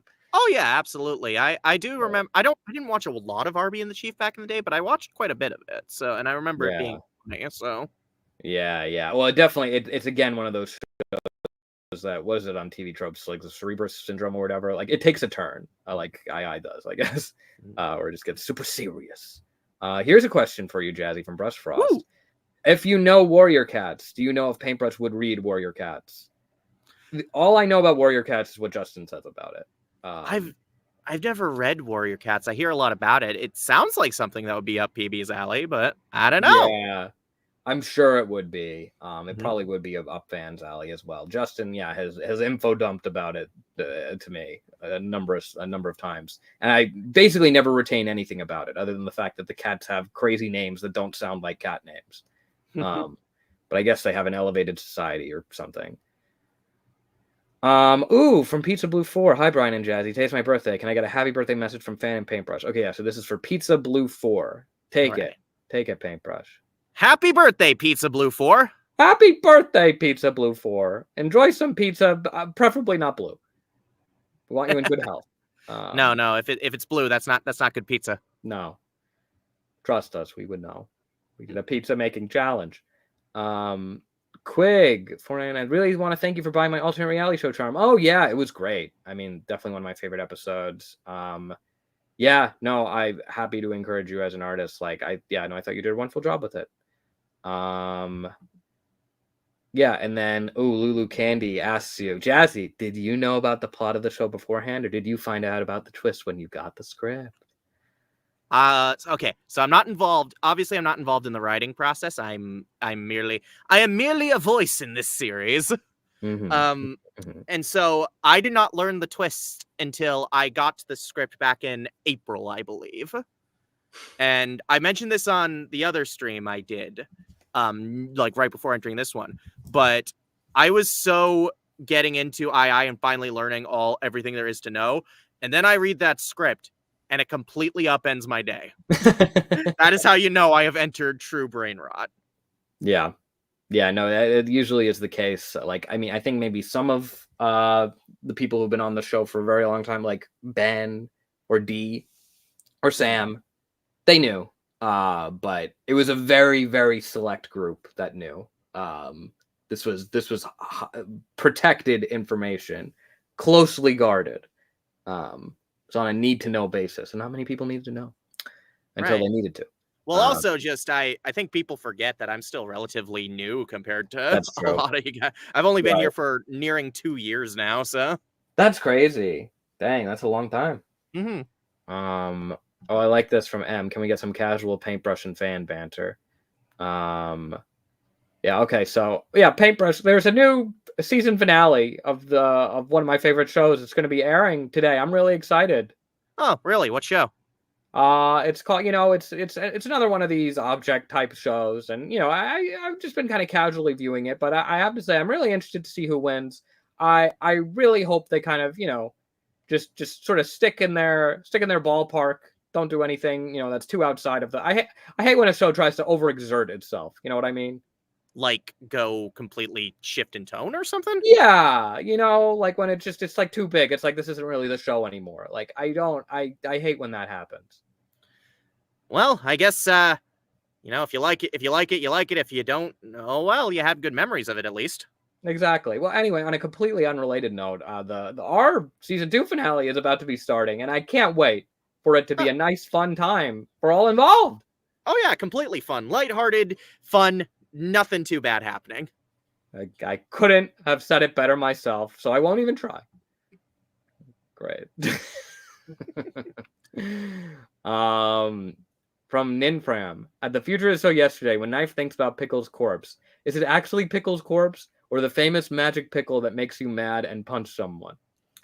I have not heard tell of the famous magic pickle that makes you mad and punch someone. I would love to learn more about the famous magic pickle that makes you mad and punch someone. That would be crazy if we just were like, yup, this urban legend or whatever it is, that's what we were referencing. I know we established a dead pickle earlier, but really it's referencing this. This is, I think, my favorite super chat message I've ever received. The famous magic pickle that makes you mad and punch someone. The famous magic pickle that makes you mad and punch. Because I want as many excuses as I can to say that in full. Because that should be the name of a children's book. I'm picturing a library where they're sitting down to read the famous magic pickle that makes you mad and punch someone. Indeed. Yeah. Wow. From Bill's a Buns. Does Paintbrush ever think of the fact that they were the one? Oh, this is true. They were the one to downgrade for us into 4. That's crazy. That was Paintbrush deal about that. Yeah, I think about it all the time. It's a shame. I guess it had to be done. It did. And also, can we get Forrest saying random stuff to annoy me phone? Sure. Oh my goodness, you're doing the crutch again, where you're you're in a bind and you're gonna make a challenge of hey, get me out of my bind. How many times can you do that? It's not fresh anymore. It's not new or interesting. It's just lazy. Can we get past this already? It's so predictable. Can't something go according to plan just once? I know that's more boring, but at this point it would be exciting. There we go. Oh, they want Paintbrush to say Nick Loon Cannon too. Go for it, Paintbrush. Nick Loon Cannon. There you go. Clip it. Cut it. Polka dot it. Yeah. Flip. Hi, Brian. My name's Flip. I am a huge fan from the Philippines. My question is, will the next episode be more dark and tragic? I'm kind of scared. Yes. Yeah. Yeah. So... Yes. I need to show you this after we're done here, Brian. I did a TikTok earlier where I synced up my audio to this bit where in Dragon Ball Z Abridged, where this guy goes, "Oh, you survived the first test, but bad news, you're going back." And I lip synced to it and I changed the subtitles to fit. It's like, "Oh, you survived." When it came to the finale, "Oh, you survived the first act, but I have some bad news. There's more." Oh, that's funny. I like this where they're saying, Jazzy, light brush as Bumblebee Ruby. That is a great little sip. I would love to see art of Lightbrush as Bumblebee. Specifically, I think Lightbulb would make a great Yang, and Paintbrush a picture-perfect Blake. Oh, so true. Of course. I think everyone would agree with that. Even if they haven't seen the show, I think they could agree just looking at the characters. Gotta say, I'm assuming. Have you seen like the most recent, like Volume 9? Did you watch? I still need to watch it fully. I did see the because I had been living for the ship since day one. I did see the Bumblebee, the Bumblebee confession. Like just because as soon as I heard they actually did it, I was like, okay, stop everything. I must say, I think Volume 9, just as a whole, easily my favorite season of RWBY. I thought it was amazing. I heard it was very good. I just need to find where to watch it. My favorite thing Rooster Teeth has ever done, honestly. I thought it was great. And I think it really lived up to this idea that RWBY is like based in fairy tales, which to me, like, never really, like, I've certainly seen like inklings of that, but this was the one where it really, and if you've seen it, you know, like, it really goes all in on that idea and uses it to its full potential to not only like delve into stuff that has happened earlier in the series, but also just be like a really strong standalone story. It was great. I loved it. Yeah, I heard it was really good. I'm not sure where it's available to watch at this point, considering all the stuff that went on with Rooster Teeth and the fact that it's no longer on Crunchyroll. I gotta figure it out and then watch it for myself. I don't even know. Such a mess. Maybe Crunchyroll. Yeah, I have no idea. From Sippo Sunkiss. Can I get a hi Carnival from? Yeah, hi Carnival. Hi Carnival. I didn't know carnivals were living. I actually may go to a carnival tomorrow. That's true. Oh dang. Yeah. I'll be sure to say hi. I was speaking of things you could get at carnivals. I just got the free churro because my mom died. Have you seen Bojack, Jazzy? Yes. Yeah. I know the context, and that's why I'm laughing. Forrest does kind of have a Will Arnett-esque voice a bit. If you dial it back. Would you want to listen to this voice for just like 25 minutes? I know you would. I'm gonna deliver a dramatic monologue. Yeah, that's what Bojack was missing the whole time. Here we go. Will Arnett, nah. Schwarzenegger, 100%. I see you. She was reading the sign.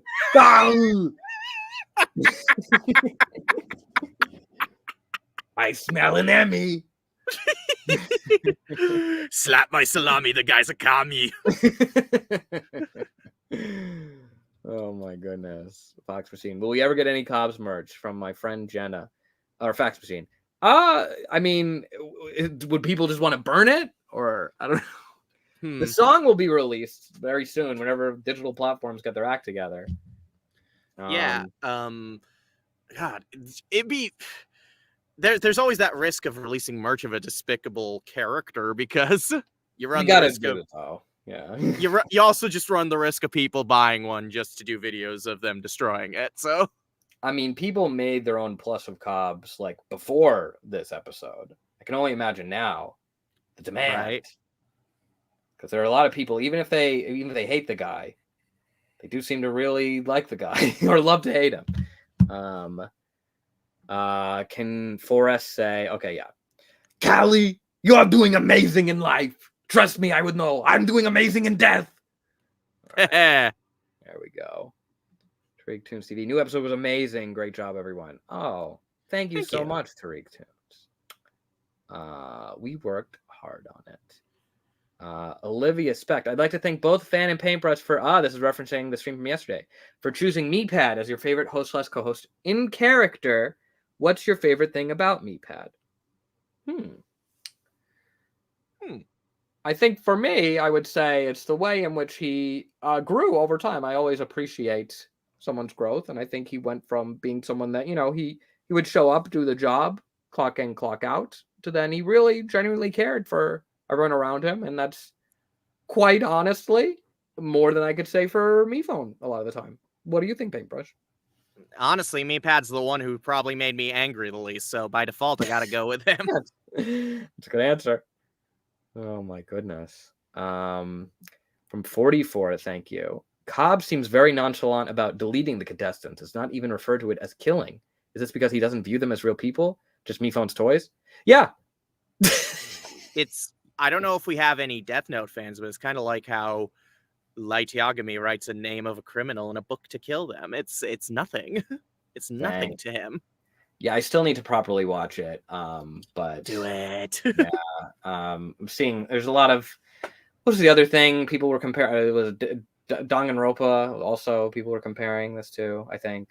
Yeah. Specifically, there's a twist in the third game that's kind of like what's heard. Going on here. So Right. Yeah. Unfamiliar, but sounds really good. Yeah, I mean, sees him as Miphone's toy. I think even Toy is putting it kindly. I don't know, because like deleting, like, I mean, it's like they're like files. It's like they're like nothing. Mm-hmm. How unprepared are you for the finale, Toon Doubloon? Very unprepared. Well, I will say this. Maybe now that you've seen this, you're a little bit more, you like kind of understand, but I still don't think you'll be prepared. No, there's still a lot. Yeah. Honey Pie. Suit Loon Cannon. There you go. I said it. You can take it and run with it. Woo! There you go. That's a good one. I liked seeing them meet again in this. Same. Yeah. Do you know roughly when roughly Act 2 will come out? No. But you can get from Fan and Painty. Hello, Corby. You got this. They just started college. Oh, hello, Corby. You got this. I hope college treats you well. Yeah, college is a great time to learn more about yourself and the world and spend money. Try not to spend too much money if you can, but we all have to do it if you go to college. Unless they pay for you to go to college, then take the money and run. When's the trophy plush? I need my husband. Jazzy, I know from your ranking that you are just not about trophy. I'm not. I like. Oh, you saw the ranking. Nice. I did. I saw most of it. That was a fun thing we got to do. Yeah. I mean, Trophy has not gotten much screen time, but that does not stop people from deciding that he is the best character in fiction, actually. So, or that he's their husband. So, you know. Indeed. I don't know if he's necessarily the top of the list for plushies, but I understand that you need your husband. I think there's maybe some more things you need as well, if this is what you want. But yeah, I'll say it's funny to me that people think I just don't like Trophy because he's mean, and people were trying to explain, a character can be mean and still be a good character, and I'm like, yeah, I'm a Catra fan. I know this. Right? Yeah, exactly. He's just very, very briefly in the show. So I totally understand. I love all of the characters. I would never say a bad thing about any of them. I'm not like Jazz. Hey. No, here's my thing. I don't think I'm allowed to say anything, because if there was ever a character I didn't like, I have the power to fix it. So it'd be like pot calling the kettle black. Jazzy, you can criticize the characters all you want, because it's can't do anything about it. Nope, I don't. It's amazing how many people are under the impression that I have any creative involvement in these scripts, because I really don't. I really don't, outside maybe an occasional suggestion of improv, but sure. From Nightmare Noxie, what was the writing process behind the song? Thank you for asking. So I wrote the first pass, which was probably like 80-ish% what it was, in 2015. And I think for me it was just, as I said a couple times, I was so inspired by the interrogation song from Muppets Most Wanted. I wanted something like that. I also just wanted something that could kind of get across the slippery nature of Cobs, because I was really interested in painting him because obviously he portrayed himself in such a way where he was like overtly kind of manipulative and suspicious. I thought it would be fascinating to delve more into this idea of he is a character that wants to be viewed as a charlatan, because I feel like often those kinds of songs of like, whether it's Monorail or like Super Speedy Cider Squeezy 6000, like it's like, oh, I'm gonna like trick you, but like they're not trying to come off like they're a trickster. So I thought it'd be really cool to have like a trickster song where like the point of it is that the trickster wants you to know it's a trickster song, and the whole point is that it's gonna like blend all the schemes together and kind of make it just so it's like, oh yeah, I'm kind of just numb to this now, so I'll just sort of let them get away with whatever, because I just know they're off doing crazy stuff. Because, you know, I mean, like 2015, 16-ish was a time when maybe that could be said about a certain person.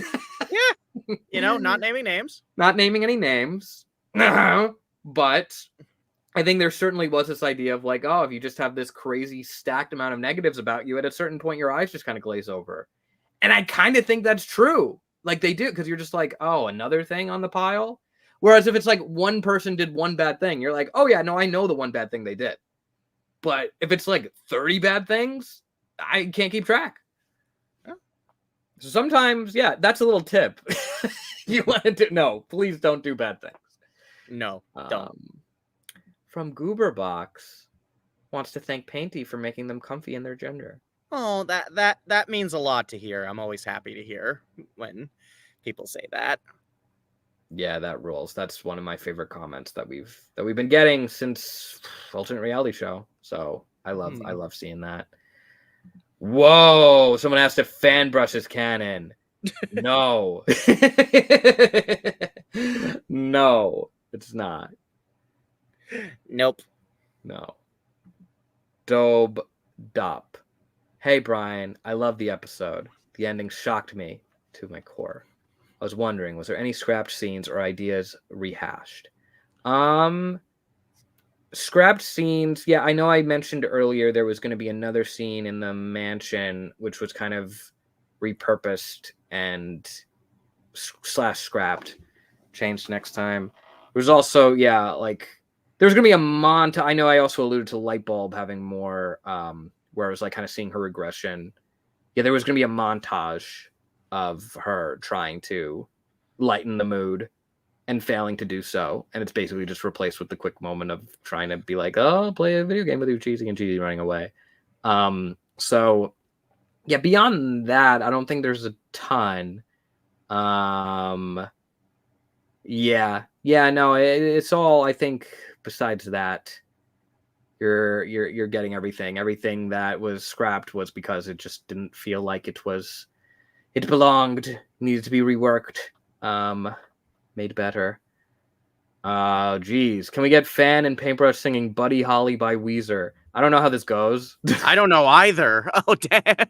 I don't know. All right, I'm gonna have to look this up. Oh, geez. I don't know. I have. Weezer. Hold on, I'm gonna mute my microphone for a second, and I'm gonna listen to Buddy Holly by Weezer.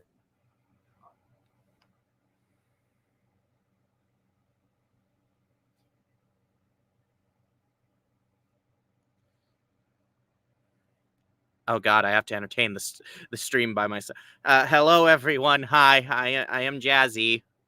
I was just doing a stream earlier. You think I know how to entertain people by myself, but I don't. Oh no. I don't know what I'm doing.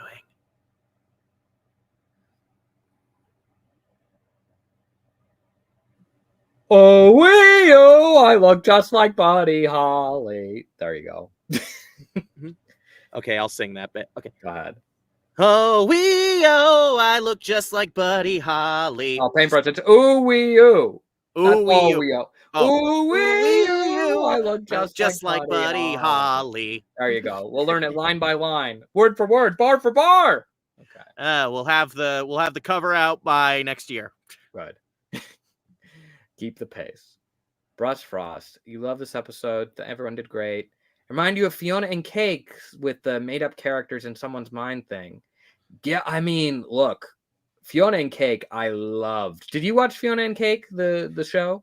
I sadly haven't. My Adventure Time, like, viewing, it, like, my knowledge is very limited on that subject. Fiona and Cake, I think, is the best thing to come out of Adventure Time, in my opinion. And to be fair, I have not seen all of what Adventure Time has to offer. I feel like I've seen most of like the big beats, but I adored it. And yeah, I mean, you know, I can't really cite it as an inspiration since it was so recent and we already had all this like in progress. But it was awesome to see them do that kind of storyline where, because I remember hearing them be like, because like in general that it was like Fiona and Cake, it was basically just a couple of episodes that they did on the show. It was like Ice King has this fanfic where it's gender swapped Adventure Time. That's like what it was. Right. And they were like, we're gonna make a show of that, and it was like, okay, well, how is that? I mean, that sounds like it'll be fun, but like, how will that be like a high stakes, cool, interesting, like must see watch? But it is, and you totally see why when you watch it. Like, it was incredible. Highly recommend. I should probably give it a look.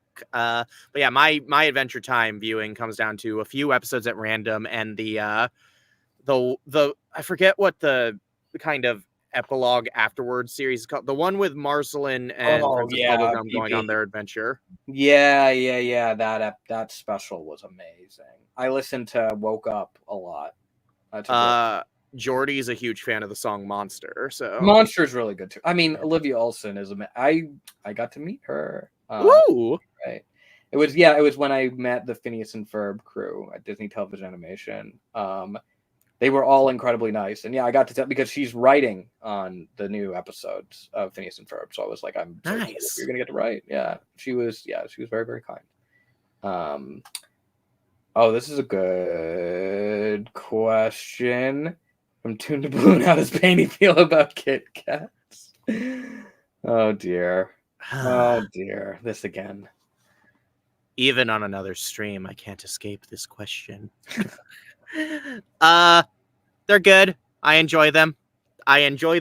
They're a wholesome, enjoyable treat. Well said. Curiario. I'm a Tro-Fizz man from Twitter. How would Trophy and Dr. Fizz interact in canon if they ever did? Platonically, because I don't want to be too annoying. Tro-Fizz. I feel like, well, I mean, clearly Trophy, we see in this episode, enjoys Dr. Fizz like the drink. I don't know how much Dr. Fizz himself would like Trophy. Maybe Trophy would appreciate the fact that like Dr. Fizz like is kind of standoffish. Trophy would be like, oh, he's not just putting up with my walls I put up. I need to tear this guy down. Like give him like more attention as a result. Whereas Dr. Fizz would just be like, this pest. Yeah. So super toxic. Mutt Guts. Super curious if any of the old plushies should ever make a return. Need to get my hands on fan and test tube to go with light brush. Maybe if there's demand. Is there demand? I wonder. Is there demand? As if there's never demand for plushies of any of these characters. I wonder if there's a world in which because I feel like there were some things that maybe we could do slightly differently with a fan look, or maybe I actually, it's funny because I'm looking at it right now. I do really like how he looks on the shelf. But yeah, I don't know. I'd be curious to maybe try some things. If we ever were to return to it, we might not. Maybe that was the last time it's ever sold ever. Maybe we'll actually take it back, even if you've bought it. So keep it locked up tight in a safe. Dang, get it? Giving Nintendo a run for their money in terms of the artificial scarcity. Yeah. Well, Honey Pie says that we're doing a great job. So that emboldens us to steal our merchandise. Well, thank you. I'm glad you enjoy our performances. It means a lot. Oh, we're getting a request for Hi Nola and Clara. Okay, yeah. Hi Nola and Clara. Hi Nola and Clara. There you are. Thanks for watching. My goodness. If Fanbrush isn't canon, maybe Nick Loon is. If Nick Loon can, we already said Nick Loon is canon. We were paid to say this. Yeah, we sponsored. We were paid money to say this, so you know it's true. We'll throw away all our values if we're paid or compensated. Yeah, that's all we need. I'm not even getting paid for this. That's all going to you. That's all going to you, my friend. Oh, that's true. That's true. Well, you go back on your stream and start saying it. Meepad throw blanket, Meepad sketchpad, Meepad merge. Okay. The Meepad throw blanket sounds like a great idea, actually. Okay. Well done. All right. We'll take it under advisement. Can paintbrush oh, they're very clever. A Uh-huh. light bulb cannon, but like it's two ends, so you can't get in trouble. Uh-huh. Yeah. There you go. Light brush cannon. Oh, and then Fan also say, oh, well, this is an interesting weapon. It's fan tube cannon. Oh, Fan. Wait, hold on a second. what's that? We have a light brush cannon, a fan tube cannon. You know what this means? What does it mean? Cannon fight! Oh, cannon. Oh, Cannon. wow, so much cannon. So much cannon. From the Invader. Hey, question. Who voiced the person who asked Steve the question about what he aims to achieve? He sounded so familiar. I think Ben. Yeah, I think that was Ben. That is Ben. Who also wrote the, like composed, I guess is the proper terminology. I know good with words. Just writing them. Yeah, so Ben did an awesome job. It's so funny because I saw people be like, "Oh yeah, that's the voice of the guy who was like the Bugs on the BFDI episode," and I was like, "Yeah, they're also Balloon on our show." I mean, they sound like the Bugs. That's why they said it. Right. When you hear Ben's normal voice, you don't immediately like hear Balloon. Yeah. Someone Potate donated $5 just to say hi. So hi. Hi. Kit Kat Kiki sobbed into my mom's arms when we lost Nickel. I really hope they can bring him back. Also, can I get hi from Pen and Painty? I'll feel better. Well, hello to you, Kit Kat Kiki. Hello, Kit Kat Kiki. Hello, Kit Kat Kiki. That's a good name. I got a few comments from like parents of like younger fans that were like, "Oh God, the kids are not happy right now." Oh yeah. Well, this is when they have to step in and be parents. Yeah. Sometimes they gotta learn young. Sometimes kids shows have dark stuff. Do you let your kid watch The Lion King? Mm-hmm. Oh, yeah. Mufasa died. Yeah. He dead. I'm sorry, I'll stop asking for ships. I love you, Brian. Thank you. Okay. Thank you, Limon.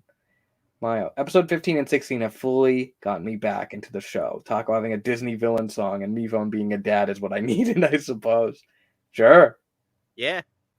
Back-to-back villain songs. I mean, what's not to like? If Disney is going to stop doing villain songs, I guess we'll start.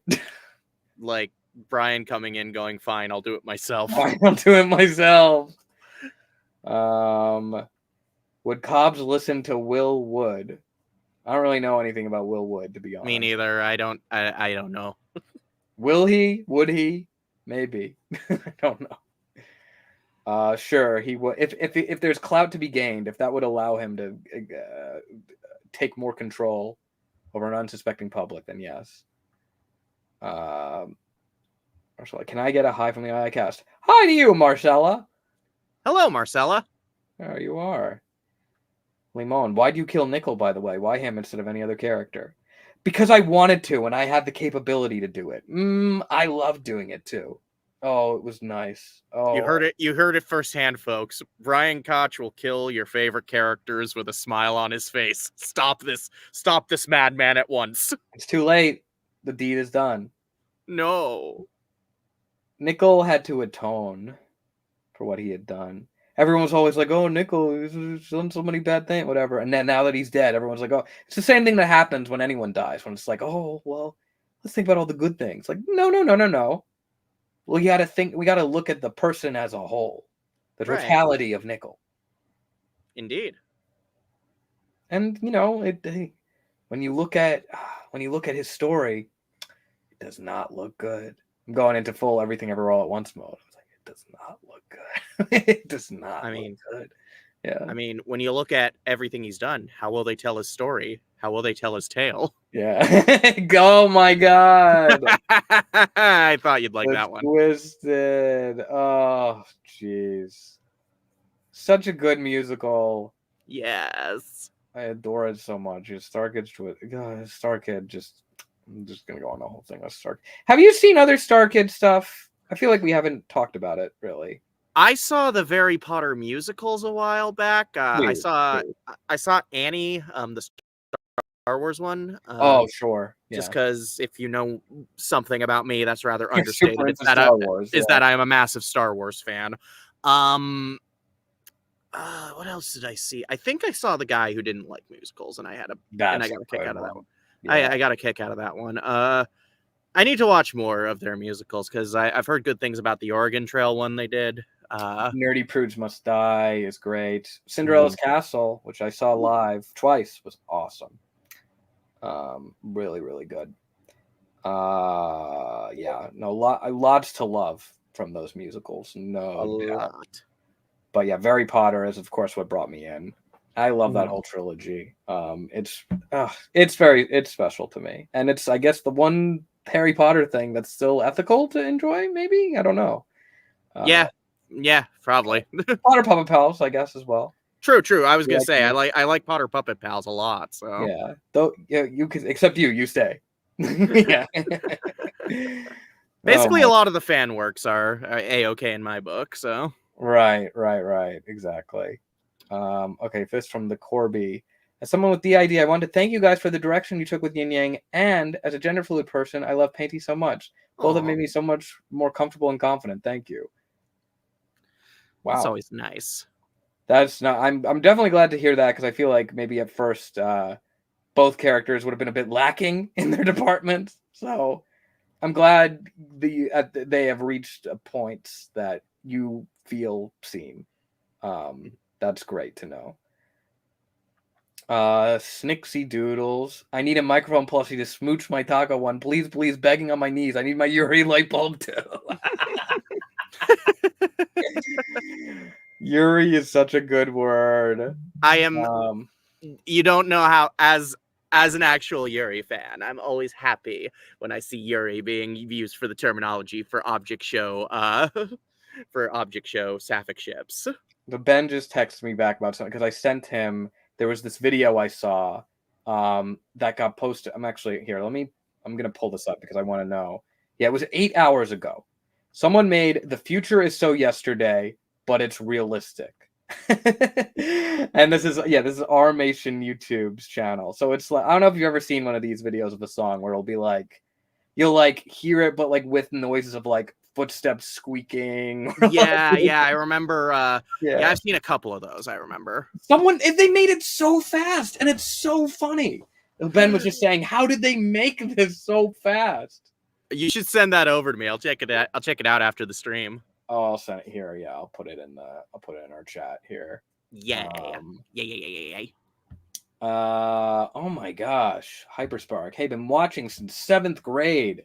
Going into senior year now. Dang. Wanted to thank you guys for the years of inspiration to write stories and anime. That's awesome. Would love to see what you do. Yeah, I mean that rules. From Leaf's Nostalgia. Hi, hello. Hi, Leaf. Painter, you say it as well. Hi, Leaf. There you go. Wow, that's awesome. I'm glad that you have a lot of theories now too. I eat toothbrushes. One must imagine me phone happy. Yeah, I mean at this point, yeah, you just have to You ain't getting it with this episode, I'll tell you that. Yeah.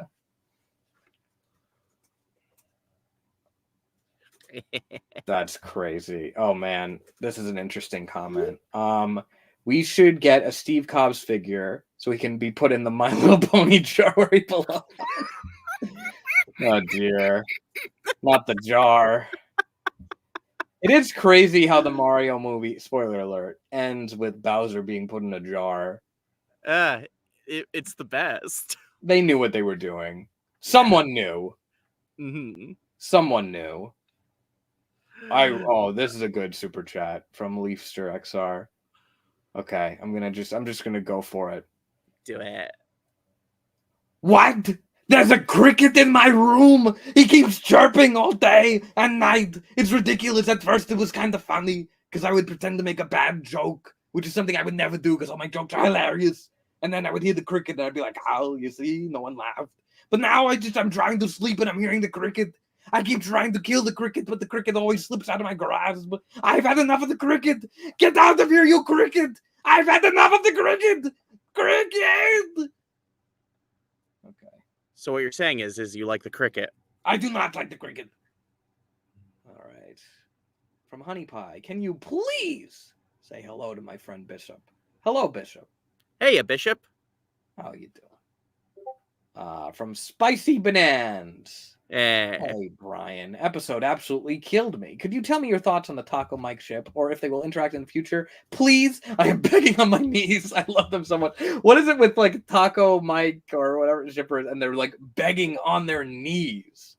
Like, it's okay. We don't do that here. You can No. You can get on up. It's a good ship, I think. Yeah. I know at one of the meetups, Reagan also said that she likes it. I like it too. Yeah, I feel like I I think- said that. Yeah. Yeah, I like it. They just have good interactions, good dynamic. From Fax Machine. Is Nickel created by MePhone because he was in BFDI and the meetup short showed he existed pre-II and was replaced through the announcer's jealousy? Do not take the meetup shorts too seriously. Those are for fun. Non-canonical. One of them even says like non-canonical in it. So I do get a lot of messages like this, and be glad that you don't get anything like this, Jazzy. This is from Lamone. I'm under your bed, Brian. I'm under your bed, Brian. Be careful. Don't look down. I'm there, Brian, and Nicholas here too. That's terrifying. It's terrifying. Yeah. No, a lot of people are like, yeah, I'm getting a lot of when I catch you, Brian, I'm gonna get you. Pay for my therapy. These are things that won't be happening because I can't be caught or gotten, and I won't pay. Panky Poo, imagine if Fan was in Inanimate Insanity. Oh, if only. Yeah. That's the alternate reality where he was a character. Astronomical. Will Nicolay, not Nickel from season 1, reappear? There has been such an emerging squad of Nicolay lovers that I've been seeing on Twitter. It's crazy. That's part of why I did like the Hangman game to determine the last word of the Act 1 title, and I used Nicolay. Clearly, people want more Nicolay. Absolutely. I think he's just an easy one to pin on of like, that is an ironic, weird character that I can enjoy. I can't think of a character more fitting of that description than Nicolay. Very much a joke character that got an entire fandom all his own. Is there any joke character that you particularly enjoy, Jazzy? Oh, I'm trying to think. As far as like, doesn't even have to be II, just like in general. I was, that's a good question. I might have to get back to you on that one. Yeah, it is. It's tough. I feel like it's. Oh, go ahead. In Smiling Friends, there was a joke character named Smormu that also got kind of a fandom of his own. Smormo. Which one was? I'm trying to remember when Smormo. There was an episode that started with like, "Oh, do you want to vote Smormu as the new Smiling Friend?" And by the end, it was voted yes. Yeah. And then after the credits, Smormu died. So right, Smormo, of course. From Shiloh. Thank you. I was on a watch party for the new episode with 7 friends. Totally fun. Oh, that's great. My question for years. What were in the letters Taco sent Pickle? Yes, because we talk about these in the first episode of the season. Knife goes, another note from Taco. That was my audition. So I think even as early as back then, Taco was expressing some level of regret in the letters. However, I think upon not getting responses, they probably gradually, or maybe not so gradually, became a bit sterner. Like, hello, I apologized. What's the issue? Is this so yeah, but I do think that she was, I don't think she was sending notes just to be like, I gotcha, you idiot, I got ya. No, I think she did feel a level of remorse. Not enough to like try to show up in person, because she knew if she showed her face there, it maybe wouldn't go so well. And sure enough, when she showed her face there, it didn't really go so well. Right. So, yikes. That's rough. From Slug Cat Potatoes. What do you all think of the bestest girl MePhone 3G? Oh, Meephone 3G. She died too soon. Will we get more of her? I yearn for her. She's my fave background character. Yeah, she's dead. She died. I'm sorry. Yeah. She dead. That's just Welcome, a girl. welcome to the II kill count. Yeah, here's the thing. Despite like having 10 seconds of screen time, that will not stop people from saying, "This is the bestest girl. This is my fave." Which I love. That Yeah. always amuses me when you have a character that has like such brief screen time, and then everyone's like, "Oh, need more of them." Yeah. Well, I definitely have that with certain characters. Like I feel like in Toy Story 3, for instance, I love the Chatterphone character that Ah, like yes. he's awesome. He's barely in the movie, but he rules. And like this is not a minor character by any means, but like Suki is my favorite Avatar: The Last Airbender character.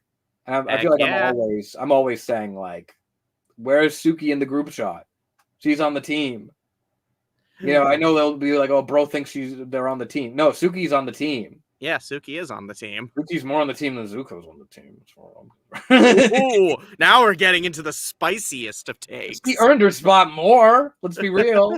Come on now, give me a break. That's craziness. Okay. The IWAT 5. Hey, I team. Box possibly the first victim of Cobs to be revealed next. Oh, that's funny. Yeah, I mean that's interesting. Yeah, I don't know. I mean, it seems like Cobs has just recently begun this as a way to be like, oh, you see, you're not going to answer my call. Well, I'll show you. But I do think that's funny. Yeah. Kuriaru, however you say the name. This episode broke me out of writer's block, and I could feed Yay. the starving Trophiz Nation once again. Thank you. There you go. Whenever I see something really good, it breaks me out of writer's block also. I remember when I saw the original Black Panther, and then I wrote like a whole outline for not this script, but another feature screenplay in college, because I was just so on a high of like, that movie was awesome. Oh, absolutely. Movies! Yes. You know? Yeah, movies. Panky Poo. Brian, you should say, okay, God. All right, I guess I'm saying this. I love Yuri and Yowie. There you go. We got it. We got it on live. Ladies and gentlemen, we got him. Oh, you're welcome, Marcella, for the shout out. Asking what we think about Nicola. We talked about Nicola. Listen, as far as I'm concerned, Balloon and Suitcase have a more special relationship. That's just my opinion. That's my opinion. But Nicole, I'm glad to see he atoned to a certain extent. But being together beyond that, I don't know. That's just me. Yeah, I agree. Okay, yeah. Well, yeah, of course you agree. I'm right. Kit Kat Kiki. Will there be a happy ending? I'm not gonna say that. Are you serious? That's mega spoilers, like mega ultra super deluxe spoilers and Knuckles. And Knuckles. G Max Jaden. Will we ever get I figure / standees? Well, we do have standees at the meetups. Yeah. Figures, maybe. That'd be cool. An interaction between Paintbrush and Baxter. We don't have the voice of Baxter here, but if you want to, pretend that they're here, maybe you could go for something. Baxter, how many times have I told you we don't steal Balloon's money? Don't look at me like that. You knew exactly what you were doing on that stream yesterday.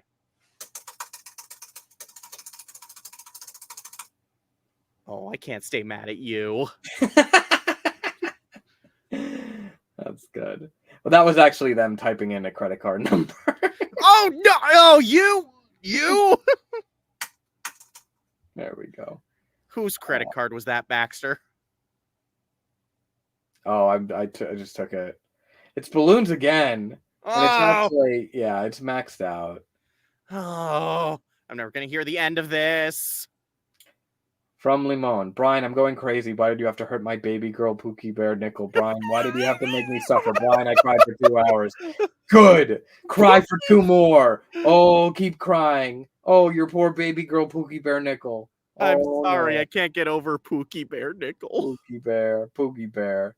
Nickel, if he heard that you called him Pookie Bear, he would go like, "What? This is how you honor my memory? This is it. Please stop. I am no one's Pookie Bear." Limon follows it up by saying, "Brian, I have a really serious question. Do you think that Nickel will get revived and it will be a 40-minute scene of Nickel and Balloon making out?" No, I don't think that. No, I Thanks don't for the think money, though. I don't think that. Do you think that? Do you think there's a chance? Nope. You're very perceptive. Okay. Well, I think we were caught up on super chats. Oh, never mind. Kalani, listen to this as I write vile angst. I think you should know that this live stream is fueling my tragic Yuri energy. This is what you've created. Yes, Yuri. I've been getting tagged in a lot of tragic Yuri fan art today, so I feel it's crazy because like I would hear about, I guess it was because of the South Park episode, like I would hear about Yowie a lot years ago, but I feel like Yuri for some reason this year became like the word. Like, and it's just such a good word. It's like it is. The word sounds, but I'm not even talking about like the storytelling or anything.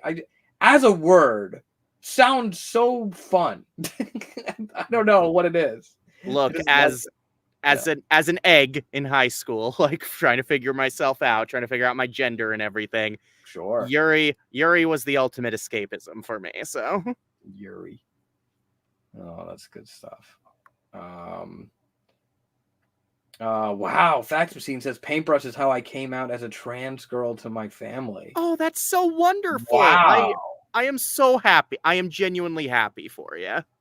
Yeah, I feel like we don't like. I mean, we definitely hear about people resonating with paintbrush often, but like it's not often that we'll necessarily hear quite that. So that's amazing to be able to point at something and be like, "Hey, that's," because honestly, that is the role that media can play.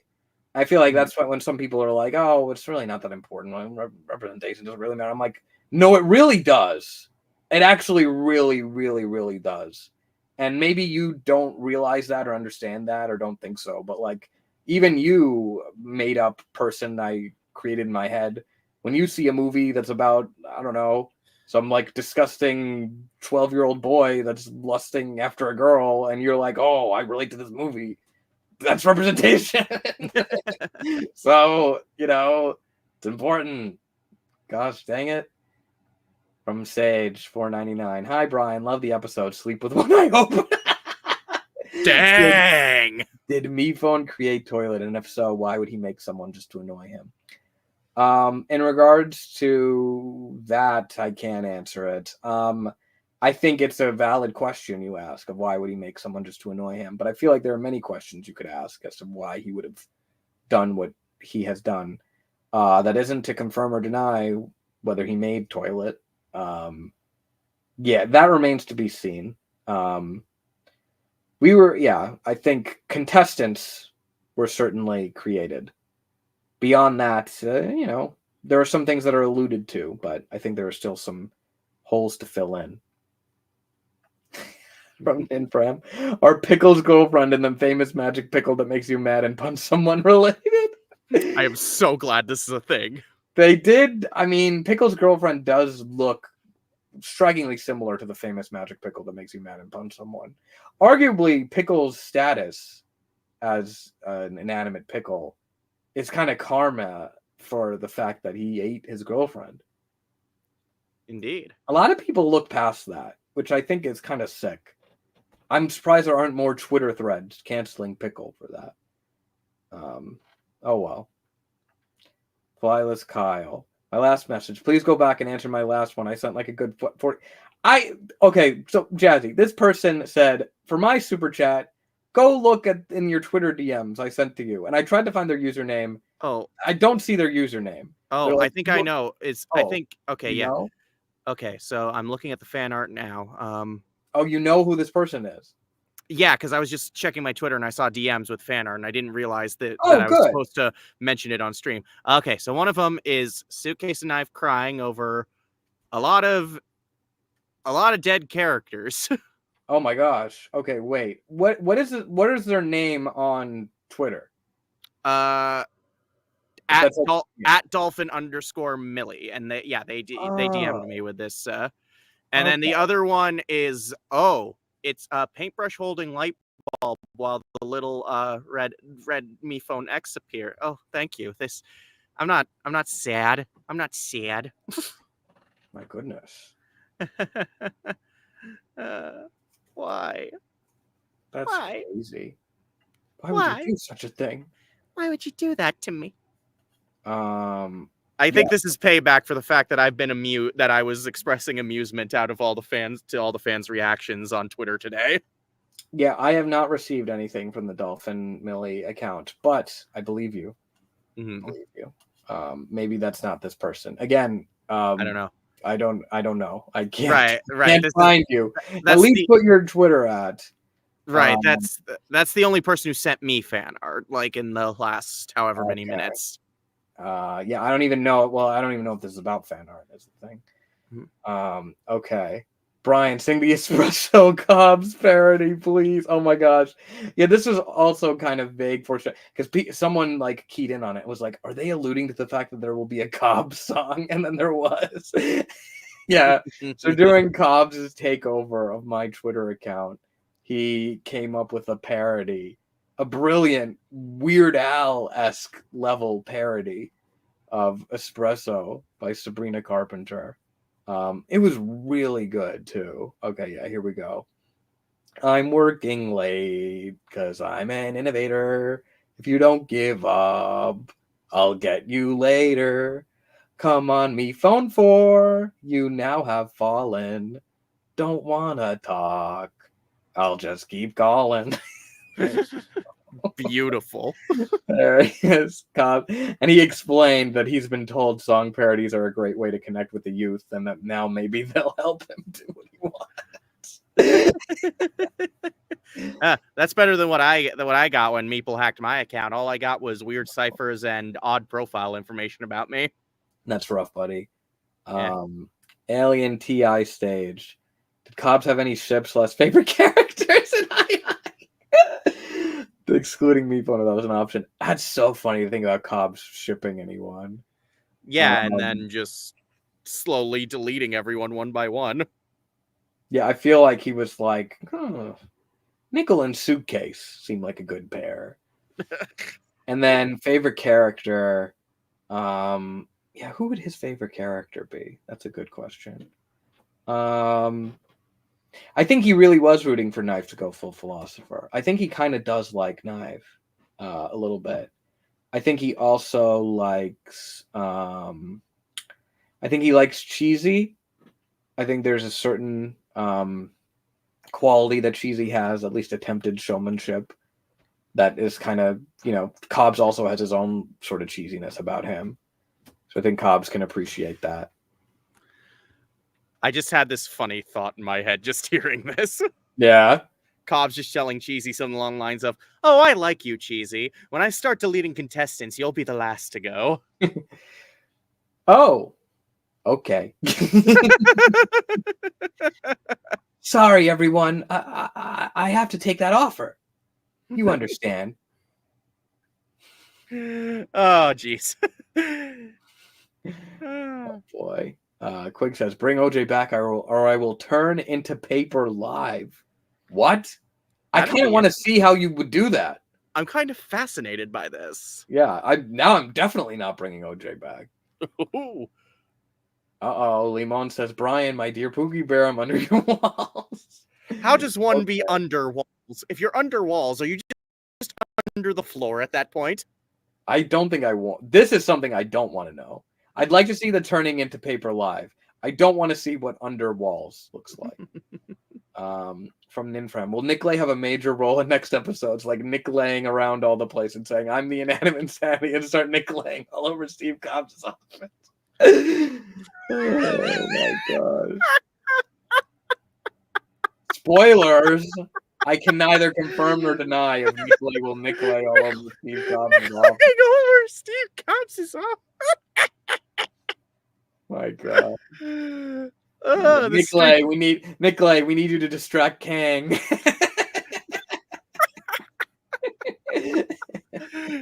That is someone. Please make that, please.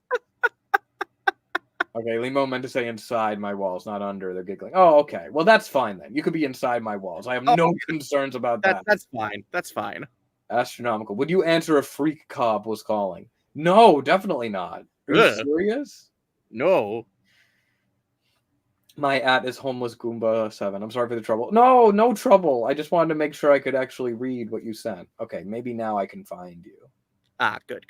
Okay, I'm gonna search up homeless Goomba. What a good name, homeless Goomba 7. On Twitter. Oh, homeless Goomba. Okay. Homeless. Is it homeless Goomba? Homeless Goomba 7. I'm trying to find you. Oh my goodness. Why can't I find homeless Goomba 7? I need all units on homeless Goomba. Okay, here we go. Homeless Goomba 7. All right. Let me click DM. Aha! Accept. Okay. Here we go. Would you say that you're a genius in the sense that Brian Wilson is a genius? Sure. I don't know. What is Fan's favorite Beach Boys song? God only knows. Because that's my favorite. How far away is and can we get him to sing Heroes and Villains? He doesn't know that one. How far away is Act 2? Like a month away, a couple weeks away, a year away? I cannot say. We don't know. We don't know. Another question. If Mifone X were to delete a human, would they turn into a skeleton or just a faceless torso? Oh, that's terrifying. Oh, ugh. That's no. Get that thought away from me. I think faceless torso. No. Yeah, skeleton seems too easy. Jeez, that's a horrifying. Fuck God. Good luck sleeping tonight. I have an idea for a horror film. Rouser says, "Hey Brian, how about Knife and Suitcase have a blunt rotation and we're okay? No, that's enough of that." Yeah. No. Fax machine. How does one come out as trans? I typo. I typo, and then the emojis. That's a good question. Yeah, I don't really know the answer to that. I think I'd probably have some.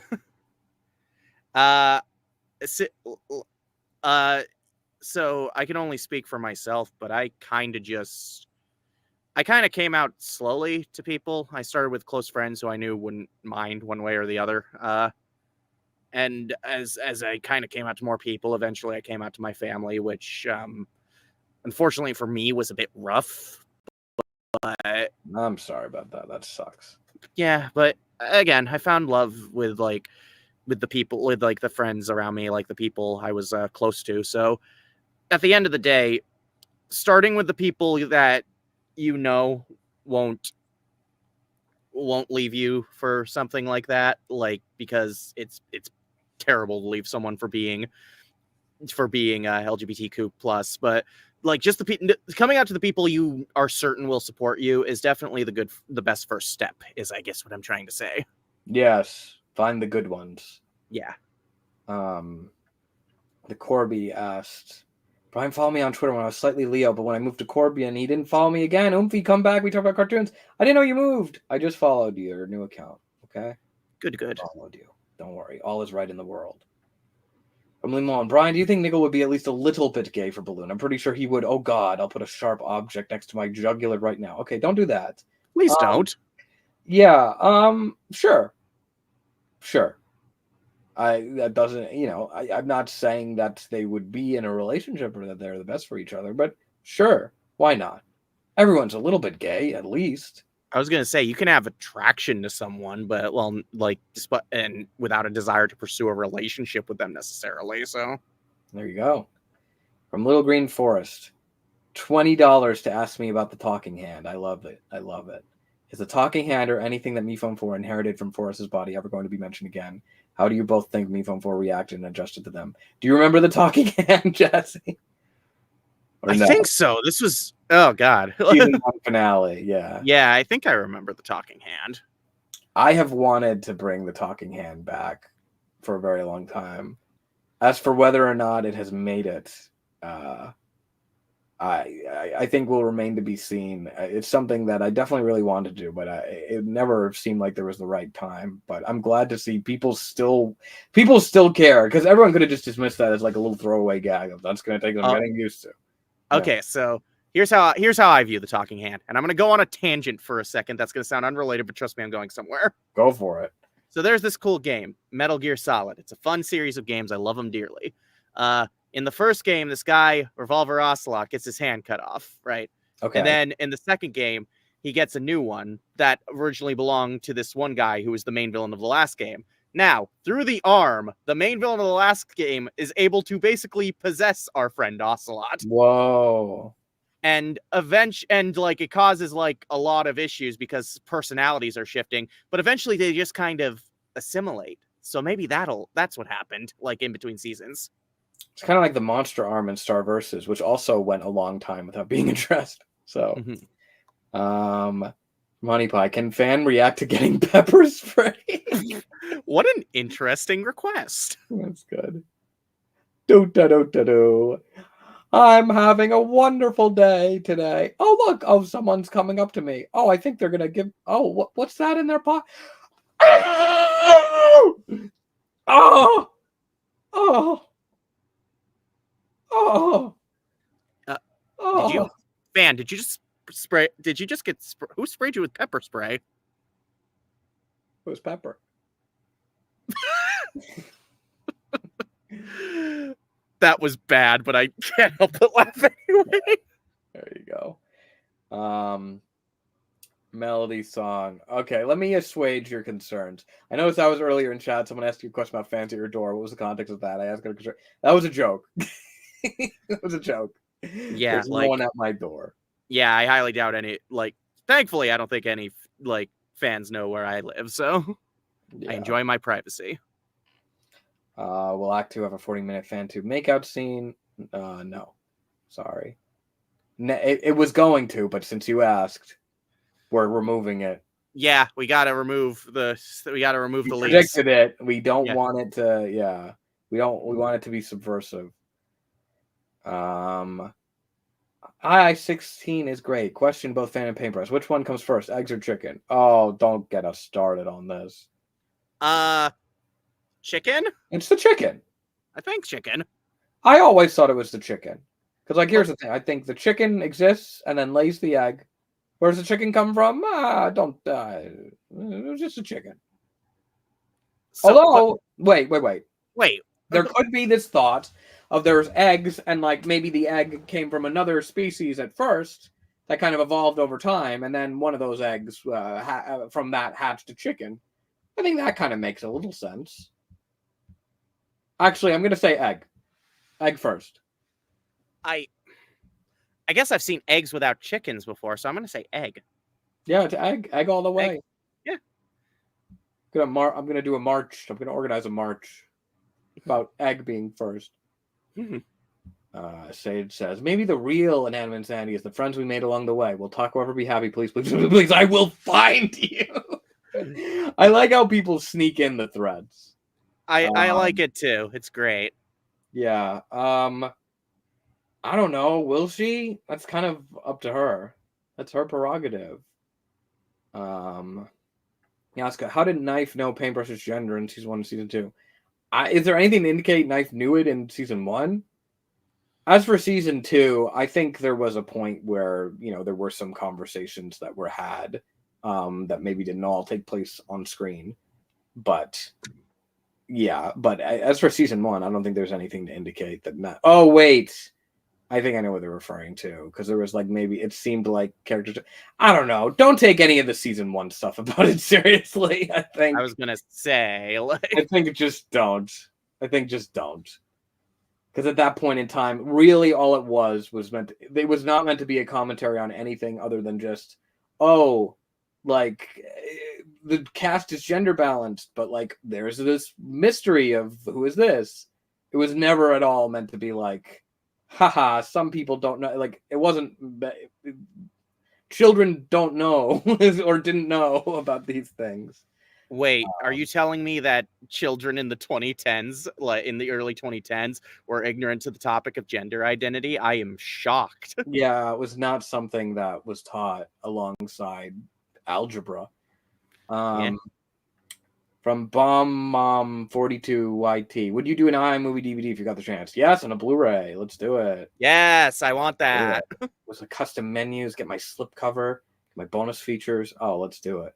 Yeah, no, it would be the first physical media of something I voice in that I'd ever have, so I'd be 100% for it. That'd be cool. I don't know if I actually don't even know what the process is on getting something like that professionally made. Maybe custom made. I don't know. Well, we should look into it. We should. And is Tyler Bungard Steve Cobbs' secret identity? I've never seen them in the same room at the same time. That's to me. No spoilers. You keep ruining everything. We got to keep going back and rewriting the scripts now. I say we, but I mean that in the royal sense, because again, I don't write these things. But I like what Cringe Phil Cabot said. More Cabby. Say something to Cabby's fan. I like how it started with more Cabby. Hey, Cabby, it was good to see you. I'm so glad you were able to make the Hotel OJ party. Obviously, you were deserving to come since, I didn't want to say this in front of Suitcase, but you did win. So, we had you and OJ, both the winners together. So that was pretty cool. So it's great to see you. Great you were able to make it. I'm glad you accepted the invite. I know it's a little bit of a ways away from your library, but, hope you had a good time.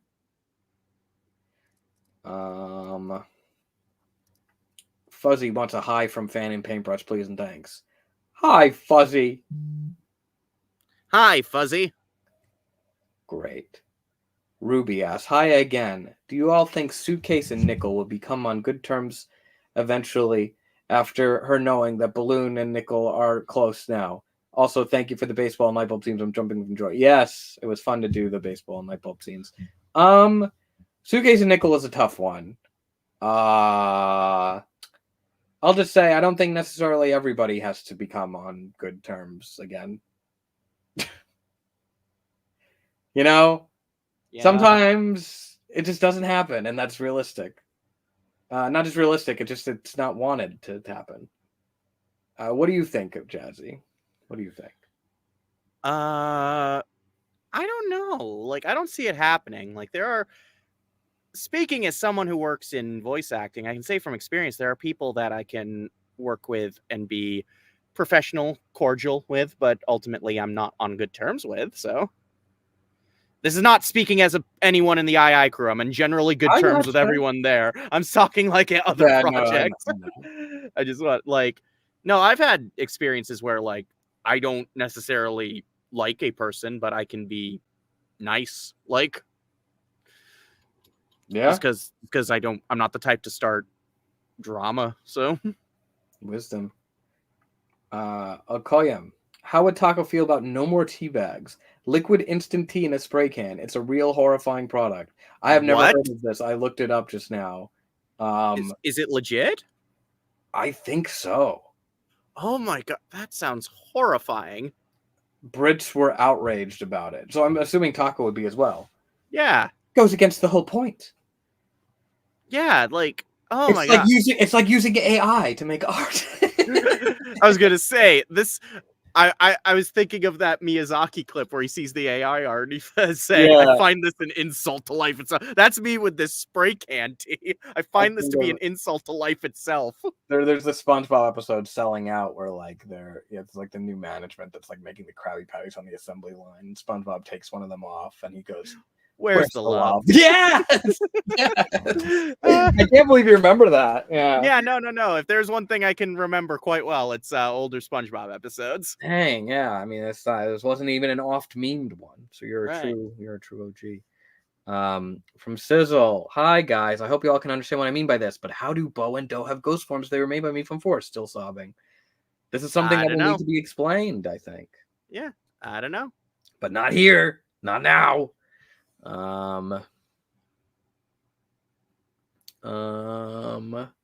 I just want to point out something mildly amusing to Go me for it. for a second. Yeah. With how Cobs is positioned in this picture and how the super chats are positioned in relation to him, this looks like an dating sim visual novel, Oh and the my thought of it goodness. is just amusing me to no end. That is hilarious. Anyway, greetings. Yeah. This is what it's like Oh. to be in my brain. That was me. I did that. Guilty. Oh my god. So, how do you find out about me anyway? See a listing online. Happen to be in the area. Cobs is the secret bad ending.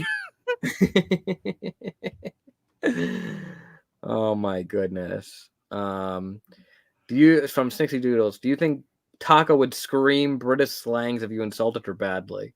I think she would scream British slangs regardless. Right? I think that's just her what she does. Her raison d'etre. Delango. Yeah, sure, you can get that. Bye, Delango. Bye forever. Goodbye. Bye, Delango. Bye. Bye. Goodbye. Everyone usually asks for a hi, so here's a bye. Bye, So, bye, bye. Oh, great song from Deadpool and Wolverine. Yeah, Okay. That is the best scene in the movie. it is. The movie kind of peaked there, not gonna lie. It did. That's the problem. Because I then mean, they try, yeah. I like it, but like it peaked there. Yeah. And they try to do throughout the rest of the movie where it's like, well, here's another, let me tell you, here's another crazy action scene that's going to be super graphic, and it's going to have like an intentionally unfitting soundtrack choice where it's like a mood juxtaposed type thing. And I'm like, y'all already pulled this trick off at its max potential. It's not, it doesn't, we're at the photocopy of the photocopy now. We need to do like videos where you and I talk about movies. I think we have. That would be so much fun. Yeah, it was, because look, I was perfectly positioned to love that movie so much, because earlier that day I passed by the El Capitan Theater and I was like, wait, on the marquee it said something like, congratulations, Kevin Feige. And it was his ceremony to get a star on the Hollywood Walk of Fame. And I see Ryan Reynolds, Hugh Jackman, like Chris Evans, like all these MCU celebrities that were just there. So like the hype was real. And I went to see it the first screening at the El Capitan. So like there was every reason for me to be like, this movie was incredible. It's good. It's fine. Yeah, it's good. I enjoyed it. It's good. Act 1 was the best, and the first scene was the best. I feel like that's a pattern with movies I've been seeing anything like lately, where I go in wanting to love it and I end up liking it fine. It was the case with Deadpool and Wolverine. It was the same with Alien Romulus. So, yeah, people have been recommending Alien Romulus to me. it's good. There's some stuff that holds it back from being great. You seeing Beetlejuice? Yes, I will. I'm excited for that one. What's your relationship to the first one?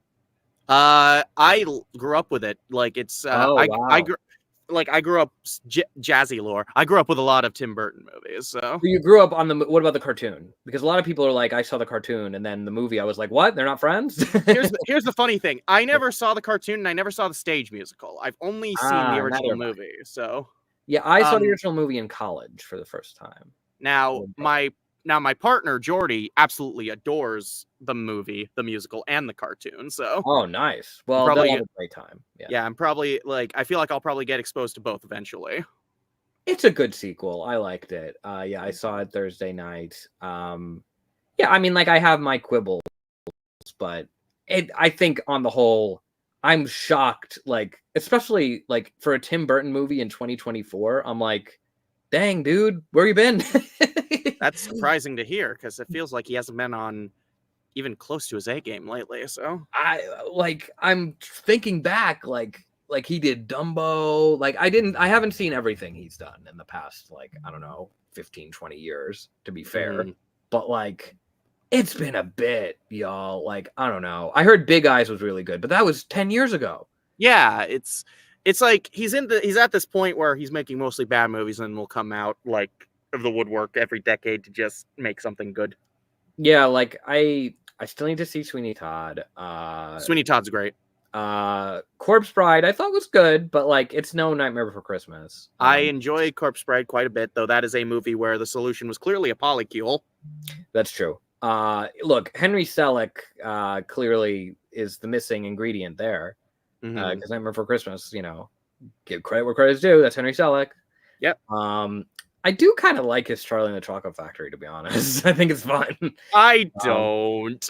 I don't think it's on. Now, let me be clear. I do not think it's as good as Willy Wonka and the Chocolate Factory, but I like it. I like the weird thing with the dentist's backstory, and I like the ending being like, "Oh, my dear boy, of course you can." I think that's funny. That was the one line I laughed at. The casual positive delivery of no. It was good. I don't know. But anywho, we got a lot of super chats. We do. Okay, hold on. Was there any reason why Cabby, Candle, and Goo were at the hot trip out of all the II contestants? They just seemed like they were good choices. I wanted Cabby to be there because she won. Candle, I felt like would be a good calming voice that even then would still not be able to effectively calm Candle.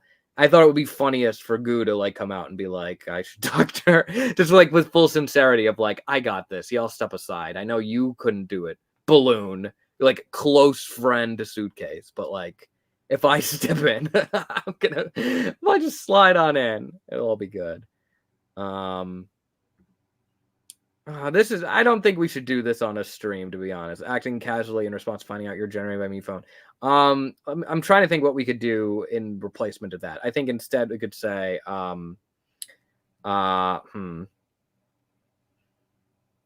me phone used an animation machine? That's pretty cringe, not gonna lie. Yeah, like you can't just machine animation. You need people to work on it. Yeah, I support the artists. Yeah. I'm not about this. I just want to make it very clear where I stand. I am literally a drawing tool. You could probably guess my position on this. Right. Delango asked, can I marry Cobs? I mean, do you want that? Not a long line. But I don't think he wants it.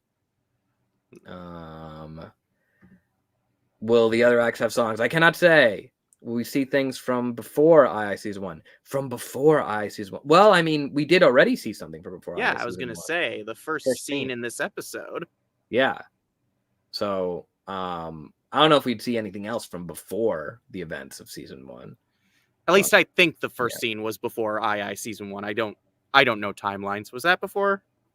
The first scene of the episode was before Season 1, Episode 1 of II. Okay, because there's that, there's the interviews, and then yes. Oh, that's true. Yeah, the interviews. Yeah, so Knife's interview, I guess, would have been before it as well. Yeah, because he had the weird upside down. That also changed because I think in the original script it was just something simple of like he didn't have the whole like I shouldn't have asked her to like we just kind of expanded on it, plussed it, punched it up. Yeah. What is this? Oh, from Cheekers, Brian Koch, please look at me. I feel like I've lost something, Brian. Is there any hope? Any more big twists? Does 4S mean anything? Please help. I'm sick. Jesus. That's dramatic. Yes, there are more big twists. Will there be hope? I see no reason why you can't hold on to hope.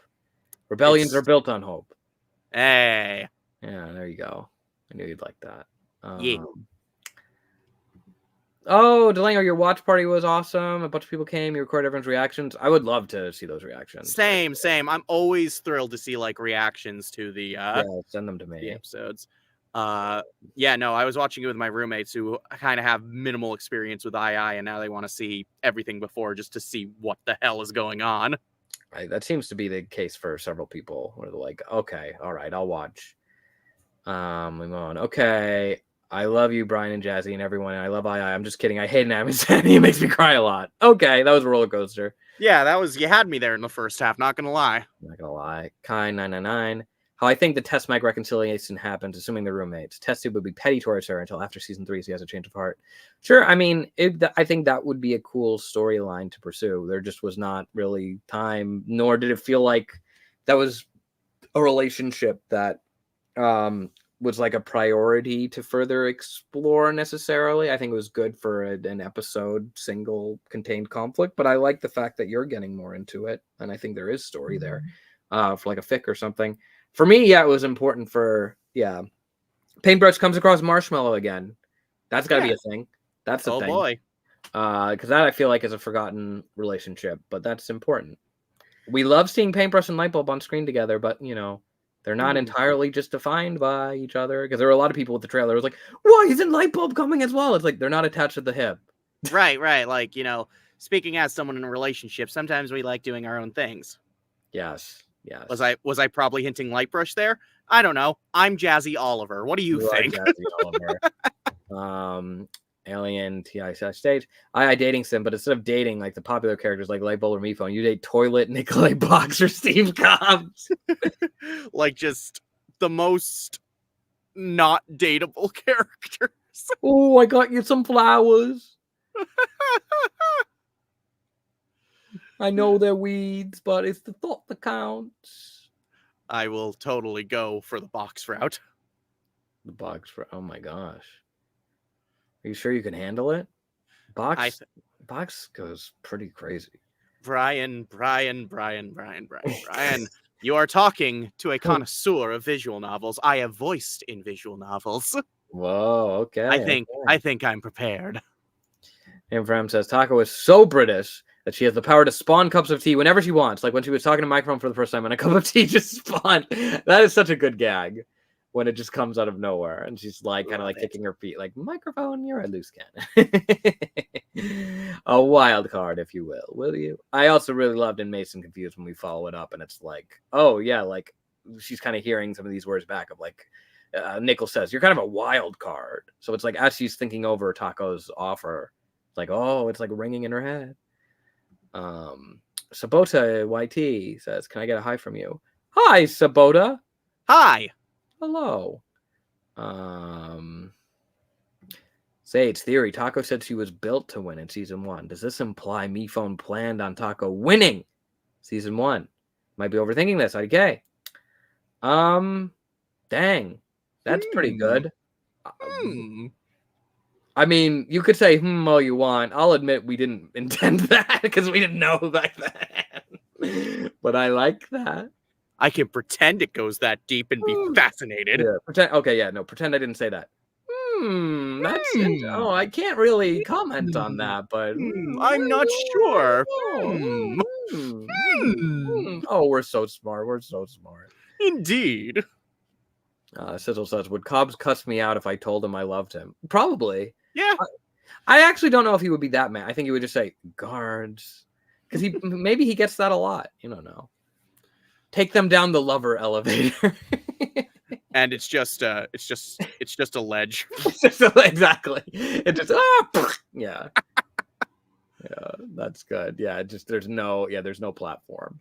It's like it's the speed elevator. Oh dear. Dope Dob. Okay, not a question, but the scenes where Pickle, OJ, and Nickel got attacked and everyone screamed was genuinely horrifying. Like, good lord. Yeah, how did you feel seeing those scenes come together, Jazzy? Like, they're a little harrowing. So, I've mentioned this before, but OJ's new actor Patrick is a good friend of mine. I knew they had the screaming chops for that bit, and I was very excited to see it come together. And good God, they did so well. But like the Pickle and Nickel, they rhyme. Those scenes were also genuinely horrifying as well. Like I knew from the script that it was going to be like this very intense, scary scene. But see, there's a difference between reading words on the paper and seeing it come to life. Yes. And in my mind's eye, it was certainly a horror movie style scene, but seeing it actually come to life was crazy. And I am a gal who loves her horror films, so oh, yeah, some good old horror. From T. Swanee, I didn't mispronounce your name because it's Swan like the bird. Will the full II2 soundtrack ever see a vinyl or CD release? That would be cool. I don't know. Maybe. Is there demand? Are we part of the vinyl community? I could, God, as someone who I don't collect vinyl, but I love seeing it on shelves. God, that would be so cool, actually. Yeah. From Razzle and Dazzle. Why did you do this to me? Baseball and Nickel were in my top 10 faves along with OJ. Hey, baseball's still around. Yeah, you still got one. You can live. You'll be fine. Oh my goodness. From Shiloh. Brian Koch, I am a coughing baby. I need to ask for any salt and pepper related things, whether it's fun facts or anything. Koch, I'm dying, RN. All right. Gosh, I'm dying over here. I'm dying right now. Salt and pepper related things. I did write bios for them and the other characters that are missing from the website. As you may imagine, we have just been really busy.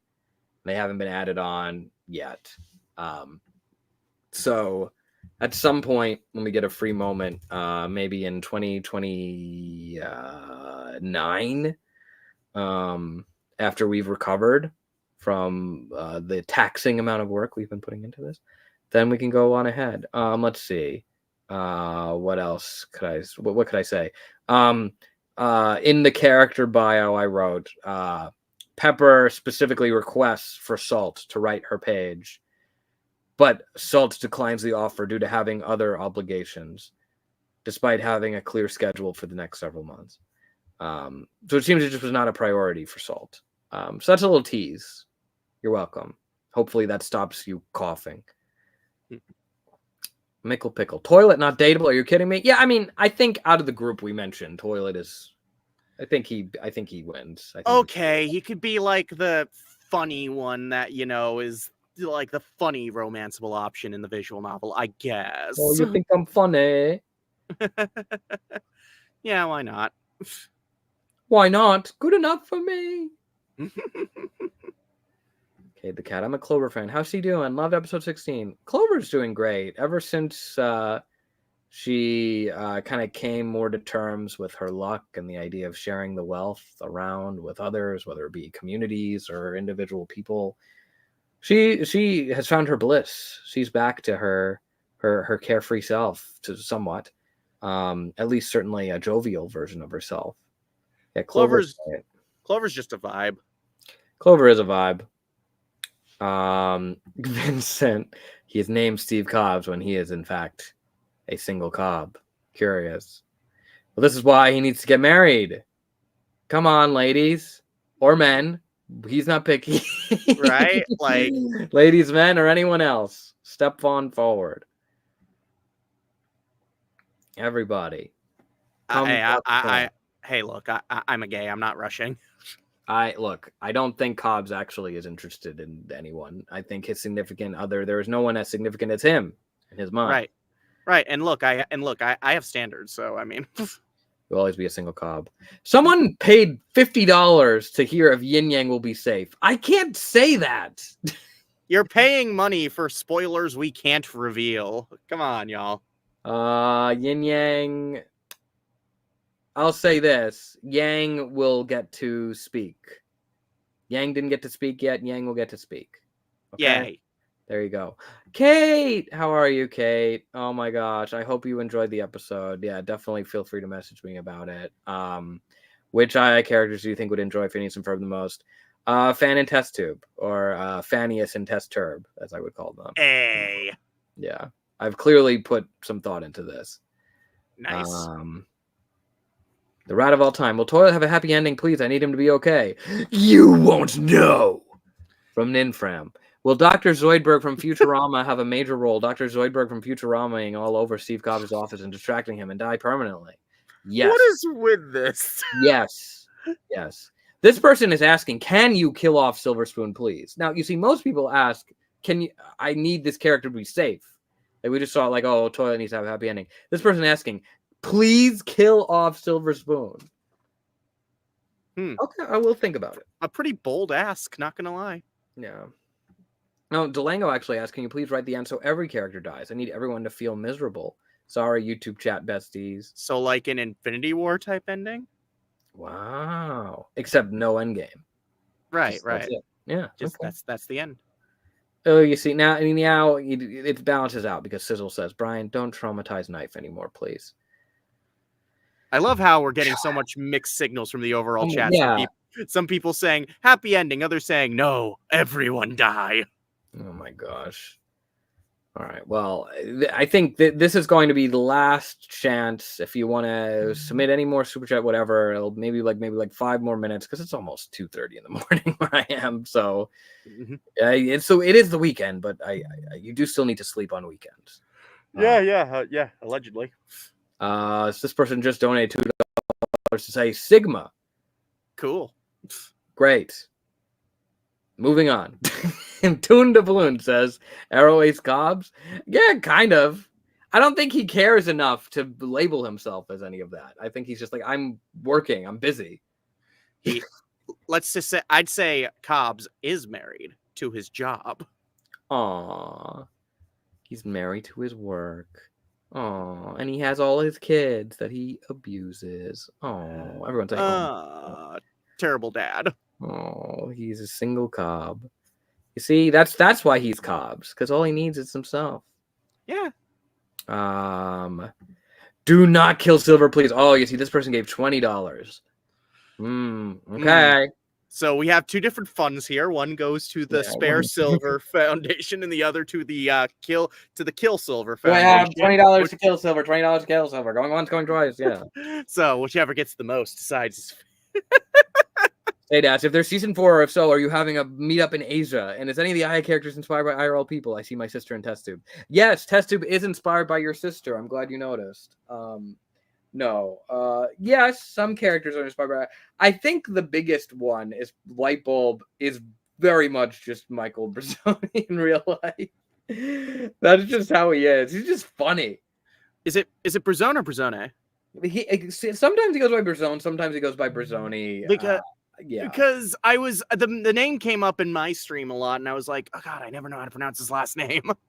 I've heard it both ways, to be honest. Dang. Yeah, but I know he is. I know he has introduced himself as Brazzoni, so I know for a fact that is correct. But a lot of times he would just colloquially be called, "Hey, Brazzone." So I think both are fine. Yeah. I've sadly never met him, so yeah, we should fix that. Meet up in Asia would be cool. I don't know. I think the ideal would be for meetups to continue to expand. Global domination. Yeah, go on a world tour, as it were. Oh my goodness. Yeah, people are getting these last super chats in. All right, let's keep it going. All right. Keaton, my friend and I have been fans for 11 years and loved the app. It was peak and was like a psychological horror movie, TBH. My friend loved the comedy in the app too.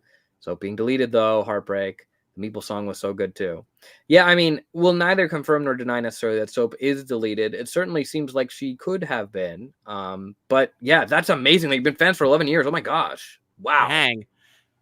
It's long. Again, it's always crazy to me when I see just how long people have been into this series. Kit Kat Kiki, who is Bomb friends with. Pickle, I think, as we see. Because when baseball says, oh, this already happened to Pickle, Bob's like, what? So Bomb is friends with Pickle. They like playing video games together. And I think there will be a fun fact about how they became friends in the AI website, which is based on an abandoned storyline for earlier in the season. Ooh. The Corby. Cobs probably buy, but he got a job. Can't worry right now. Look, he likes them both, but can't care. Honey, you keep asking if Steve Cobs is a DILF. No.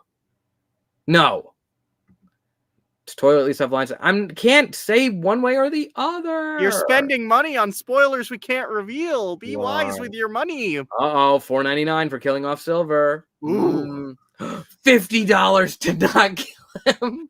Man, I'm appreciating the large amounts of money that people are dedicating to not killing off Silver. Yeah. Well, $2 for hashtag kill the spoon. You're gonna have to do better than that, Zach. I was gonna say the Kill Silver group is just donating small amounts of money. Get with the program, guys. Yeah. Wow. Well, geez. Hashtag kill the spoon. $1.99 from Cringe Trail Cabitha. Can Cabby sing? Will she ever? That would be pretty cool if she did. I will say. I don't know. Maybe someday. Ooh. What's she say? From the Corby. Was Evil Paper inspired by Mike and Mal TDI? Please! I think that arc was kind of around the exact same time that Revenge of the Island was happening. I certainly, well, I mean, like I wrote the scene in like the season 1, episode 13, like in his head, and I hadn't watched that, so it wasn't really inspired by it for me, at least. $10 hashtag save the spoon. Oh, razzle and dazzle. There we go. Ooh, Delango. Hashtag kill the me phone. Oh, I got started a whole new jar. Windows 20. I'm in love with Taco, hoping she's spared. Okay, all right, another jar. Ugh. Jar. Great. Okay. Oh, whoa! $49.99. Kill the spoon, please. Dang. Oh, jeez. That's tempting. Everyone's going all out. Dang. Jazz, we have some stuff to think about. Yeah, we have large amounts of money going into either sparing the spoon or killing him. Yeah, we have some stuff to think about. Like, how are we going to spend this money? Yeah, like that's my question. Spend the money to fly me out to see y'all and go on a fun trip or something. There you go. Well, it is 2:30 in the morning. I think we can call it here. I definitely streamed for longer than I expected to, but that's partially because you came here and made it so much fun, and I had to keep it going. Yeah, I'm always happy to join. Like, don't hesitate to ask if you want me to join another one. Wonderful. Well, thank you for being here, Jazzy, on this historic day for the Inanimate Insanity fandom, a day that will be long remembered. Indeed. Great. All right. Well, thank you all, and we'll see you for Act 2 whenever that comes out. Bye. When will it be? It's a mystery. Whoa. Whoa.